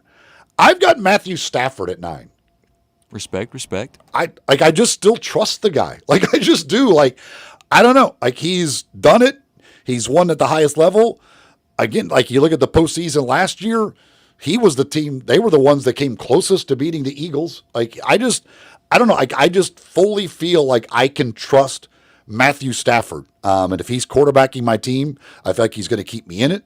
He's not going to make the killer mistakes. He's not going to do the thing. Like I just feel like he's kind of that consummate professional. Now, again, he's got a great head coach and a great offense to run, and that certainly I think does help him. But I still trust Matthew Stafford. And then at number 10, I have C.J. Stroud. I went with Stroud over all those other guys, but he took this a little bit of a step back last year. But I still think just the talent and everything else, I love C.J. Stroud. I absolutely love C.J. Stroud. The guys that are just on the outside for me, mentioned Love. There's 3 veteran guys that I still like. Could I have put them there? Yeah. Do I really, truly trust them? No. That would be Geno Smith. It's still Geno Smith. I'm like, I don't know. Baker Mayfield. Unbelievable year last year. That dude had some huge numbers last year. But again, do you really trust Baker Mayfield more than you trust a Matt Stafford or a C.J. Stroud? And I can't get myself there. And then, of course, there's Dak Prescott. My team is the Cowboys. I've talked numerous times about Dak Prescott. He'll put up good numbers, and he'll put up good numbers again this year if he's healthy. But in the key situation, I still don't trust him. I just don't. I don't trust him to make that big throw when he needs to make it and to avoid the big turnover when he needs to avoid the big turnover. I just can't get myself to truly trust him to where I would put him over those other guys. Brock Purdy's another guy. See, I considered him. Yeah, I mean, you have to consider him. I mean, certainly with what he's done, you absolutely have to consider him. Anybody else that you considered that I didn't mention? I couldn't bring myself to consider like a Trevor Lawrence or like a Tua who's spent a lot of time injured. I did slightly consider, maybe not super realistically, but Bo Nix going into year 2. I kind of considered Bo Nix a little bit. Trevor Lawrence is the other, like, it's the Herbert's the lesser degree, I guess, of Trevor Lawrence. Like by now, you would have thought Trevor Lawrence would be that guy, like one of these guys that, like, you'd be no duh. It's obvious he's a top 10 guy, but he's just not. He just hasn't been able to do it for whatever reason. It may be the fact that he's in Jacksonville and they've gone through coaches and everything else there. I don't know. Maybe if he had gotten into a different situation, it would be a different story with Trevor Lawrence. But he's just, every time you think Trevor Lawrence is really putting it together, it seems like he then takes the 2 steps backwards. And you're like, no, yeah, he's not in the category of those other guys right now. And he's being paid like he is, but he may never get there. Like it just may never happen. You know, in a couple of years, I wonder, like it's, and we talk about Ben Johnson. It's Caleb Williams. Will Caleb Williams get there in a couple of years? Will Caleb, because you look at a lot of these guys on our top 10s, a lot of those guys would theoretically be there for the next few years. Obviously, Stafford would be one that wouldn't. Goff would be one to be dropping off. But a lot of these other guys are still young where you would go, okay, these are going to be the guys. Did you consider at all Aaron Rodgers? Not for 1 second. Not for a single second. I didn't either. But I will say this, like the funny thing is like his numbers weren't god-awful last year, but I absolutely would not trust Aaron Rodgers as the quarterback of my team right now. Same way like with Russell Wilson. Like I don't trust Russell Wilson to be the quarterback of my team right now. Like I just don't. There's not in any way. So I think like I wonder, what about Kyler Murray? I was going to say, the way you described Trevor Lawrence is kind of how I feel about Kyler Murray, yeah. Where you feel like he should definitely be at the top 10 at this point of his career, but he's just not. And again, he will give you those games where you go, oh yeah, like that's the guy. But then the next week you're like, oh God, like what is it? What is that? Like, so yeah, you wonder like of some of these newer guys, like who might be on this list in the next 2-3 years. Will Caleb Williams be on that list in the next 2 to 3 years? Again, Ben Johnson going in there, I think, certainly helps him a lot. Who of the other young quarterbacks do you think might make this list in a couple of years? We could potentially see Cam Ward, I think. I think a lot of Titans fans would be pleased with that outcome for sure. Bo Nix is a name that I already mentioned, but I could very well see him cracking that list here in the next few years. What about Bryce Young? I think Bryce Young is okay. I think he's going to be an okay quarterback, but I don't see him getting much farther than that. Because at the end of last year, once he came back in, he was really good. This year, I think, becomes the thing. Like, okay, is that the guy? And now they're getting more weapons. He's getting better players around him. Can he make that leap? But what about Michael Penix Jr.? Jury's still out, very much so. I think he's got the ability. I think I wouldn't be surprised if in a couple of years you're doing this list and you would have Michael Penix Jr. on that list. Tua, I just don't know that he's ever going to remain healthy enough. Like, you worry about that. Like, can he even remain in the league long enough? Who else would we have amongst the young guys who came in last year? What's his name in New England? Drake May. Is he a guy that in a couple of years could be a top 10 guy? Possibly. He's not working with a whole lot in New England right now, though. That's the problem for him. The other question would be, like, how long might it be before anybody other than Mahomes, Burrow, Jackson, and Allen are in your top 4? Jaden Daniels got to be the next guy that you'd think of. Yeah, I like Jalen Hurts. He's good, but he's not that level of quarterback in the NFL. I don't think he ever will be. Like, I just don't think he can get to that level. You would be Jaden Daniels. And then, you'd have to look at some of these. Maybe C.J. Stroud, I guess. C.J. Stroud would be the other one that goes back, takes that leap back, and then really starts taking off. He might be the other guy that could crack that top 4. Maybe a Jordan Love. Maybe has an outside chance. Yeah. Love certainly has the raw ability. There's no doubt about that. And again, maybe it is one of the guys. Maybe it is like a Cam Ward. Maybe Cam Ward comes in and is incredible. But looking down this list of teams, Caleb Williams, Daniels, Stroud, Cam Ward, some of those guys would probably, I guess, be unless maybe Herbert just really figures it out. But again, with the problem with Herbert, now with Jim Harbaugh and that offense, they're going to run the ball a lot more, Herbert's not set up to really take that probably next step and do those types of things. But it is, I would have to believe, I think if you asked 100 people to do this, everybody would have the same top 4. I don't think there's any doubt everybody has the same top 4. Again, order might change. I would say 90% of them have Mahomes number 1, and then the other 3 in some other order. I would guess probably 70 to 80 probably have Daniels and Hurts in some combination as the next 2. I would think so. But then those last 4 spots, I think you would have a massive variance as to who would be those last 4 spots. I don't even know. I would say Herbert would probably get the most votes out of that group for those last 4 spots. Maybe Goff. I don't know. I don't even know for sure. Maybe it'll be Stroud. I don't know if you took the sample of 100 people doing that list of those last 4, how many would come up on the most lists.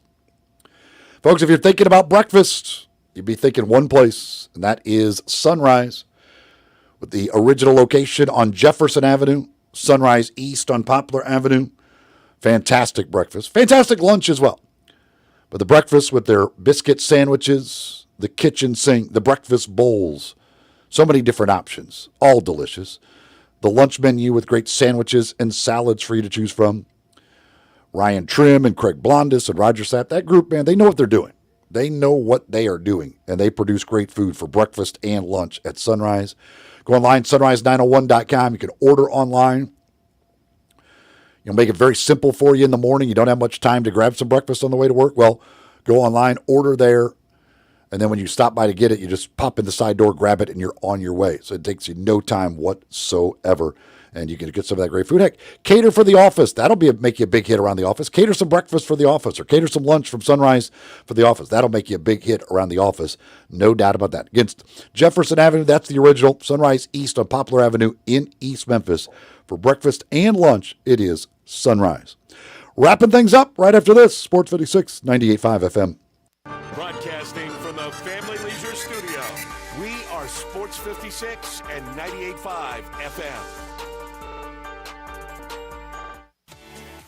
At Jason's Deli, when you're dining in or picking up curbside, you can expect wholesome food and no surprises, just delicious sandwiches, crisp salads, and quick quality meals made with the freshest ingredients and no artificial trans fats, MSG, high fructose corn syrup, or artificial colors and dyes. Around here, a lot of thought goes into what we put into our food and what we take out of it, because you're not just taking a bite, you're getting a taste of who we are. New items are constantly being created to expand our menu for all tastes and special diets with vegan and gluten-free options available. Convenience and on-time delivery you can count on. It's just a click away at jasonsdeli.com, so whether you need to feed 5 people or 5,000, the team at Jason's Deli, they have the credentials and the commitment to keep you satisfied. Freshness is nearby at Jason's Deli, with locations at Ridgeway in the Park Place Center, Poplar and Highland, Germantown Road in Cordova, and on Goodman Road in Olive Branch. Jason's Deli. It's wholesome food and no surprises. You're great at protecting your own personal information. You probably even use things like two-factor authentication, strong passwords, and a VPN. But as much as you try to be in control of how info is protected, there are lots of places that also have it, and they might not be as careful as you are. That's why LifeLock monitors millions of data points every second for identity threats. If your identity is stolen, a LifeLock U.S.-based restoration specialist will help solve identity theft issues on your behalf, guaranteed, or your money back. Plus, all LifeLock plans are backed by $1 million protection package, meaning LifeLock will reimburse you up to the limits of your plan if you lose money due to identity theft. You might not be able to control how others handle your personal information, but you can help protect it with LifeLock. Save up to 40% your first year with the promo code HERD, H-E-R-D. Just call 1-800-LifeLock or go to lifelock.com and use the promo code HERD, H-E-R-D, for 40% off. Terms apply. Sunrise on Jefferson and Sunrise East on Poplar were recently voted the best breakfast restaurants in Memphis by a guy on the internet. This was a rave review. He rhapsodized about the signature square biscuits, the huge selection of delicious foods, the friendliness of the staff, and how fast and fresh his breakfast was at both Sunrise locations. It was the kind of unsolicited post that businesses love to see. Okay, it was written by me. I posted it. That doesn't make it any less true. You can't do better than Sunrise. Gary, biggest yard shrink or business in Memphis. Our service department makes the neighborhood a destination where you get your oil change. We need glass repair, windshield replacement, recalibration and repair, sound systems, even oil repair, tire replacement, all the things you'd expect in a large room. Please check out our website. You can schedule your appointment, check out our specials, hours of operation, what we like to do, please reach out to our receptionist, 271-5199. Now back to Sports 56 Mornings on Sports 56 and 98.5 FM. This hour brought to you by Jenkins Floors and More. Here once again are Greg Gaston and Eli Savoy. Welcome back here, 9:51 the time. Final segment for us today here on Sports 56 Mornings. Get some things going on today for you to check out. I mentioned when we were talking with Mickey about the Bubba Conley, the fantastic junior golf tournament that is in town this week, and they're playing out at Colonial Country Club. And round one is today. There's 3 rounds today, tomorrow, and Thursday. The 3 rounds of the Bubba Conley, the Bubba, as they like to call it. You can go out there and watch that. If you want to see some really good junior golfers, that you could go out there, and that's open for folks to go out there and watch those players today out at Colonial Country Club, and again through the week as well for 3 rounds out there. Later on tonight, I mentioned earlier, it is the next stop for the Tigers on tour, as tonight's stop will be at Brookhaven Pub which is a big-time Tiger supporting place. That'll be from 6 to 8 tonight. Penny Hardaway will be there. Alex Simmons will be there. Tim Cramsey, the offensive coordinator, will be there for the football program. There's going to be some other coaches, other people there as well. That's from 6 to 8 tonight at Brookhaven Pub if you want to go check that out. And as we were talking about with the NFL quarterbacks, if you're sitting around the house and you're trying to stay cool today, don't want to get out into the heat, well, if you got Netflix, you could check out Quarterback Season 2, which dropped today, which is going to be a big part of my afternoon. I can guarantee you of that. Again, the Grizzlies will be in action tonight. That'll be a 6 o'clock game this evening against Philadelphia. It'll be on NBA TV. Once again, this wraps up play in the Salt Lake Summer League. They will head on to Vegas, where they will play their first game on Friday against Boston. That'll be an afternoon game, 3 o'clock on Friday. They'll play Friday, Saturday, Tuesday, Thursday in Las Vegas. Those are the guaranteed games, and then they'll see from there as far as making the playoffs and all of that. With it being a back-to-back in the third game at Salt Lake City, would not expect to see most of the guys like the Jalen Wells and the G.G. Jacksons in tonight's game, but we'll see. We'll see what kind of lineup they throw out there. Of course, with Thomas Isolo actually coaching the team in Summer League, which is a little bit strange as well to have your actual head coach coaching the team in Summer League. But that's tonight on NBA TV, so we'll be talking about that tomorrow morning on the program. Of course, we'll talk Grizzlies with DeMichael Cole as we do on Wednesdays. We'll talk Tigers with Parth Upadhyay. Of course, the Tigers, again, yesterday making the announcement of the Baylor series, a 4-game series starting next year here at home, or this season. It'll be December 6th, 3:30 game on CBS. Memphis-Baylor, game 1 of a 4-game set. They'll play the next 2 at Baylor, and then the 4th game will be back here in Memphis during the 2028 and 29 season. But Parth Upadhyay will join us on the program tomorrow, working on some other guests. Going to talk some college football tomorrow. Didn't get a chance to get to it today, so we'll get to it tomorrow. The folks at The Athletic, Scott Docterman from The Athletic, did a ranking of the top 100 rivalries in college football, which and again, some of these rivalries are like not even Division 1A. Like again, when you're talking 100, that is quite an endeavor to come up with the top 100 rivalries in college football. But we'll go over that list, have a little fun with that. Want to get into some other college football stuff as well. I mentioned that yesterday. Went and got my Phil Steele magazine for the year. Of course, Big 12 Media Days get underway in about an hour, I believe it is. The Big 12 Media Days. Next week is SEC Media Days.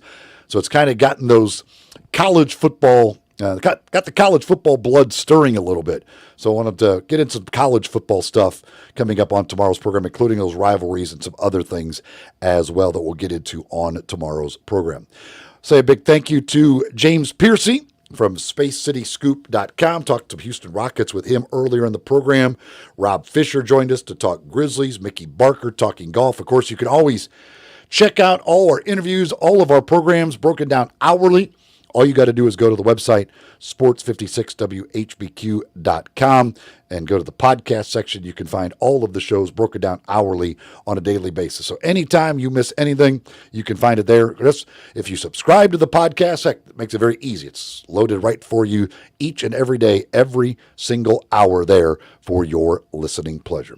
Coming up next, of course, it is Wolo and Friends on Sports 56. Dave Walosha will be in here following us in just a moment. Thanks to Elijah Seegers for a job well done once again today. And we will talk to you again tomorrow morning at 7 a.m. on Sports 56 Mornings. Have a great rest of your Tuesday. We'll talk to you tomorrow.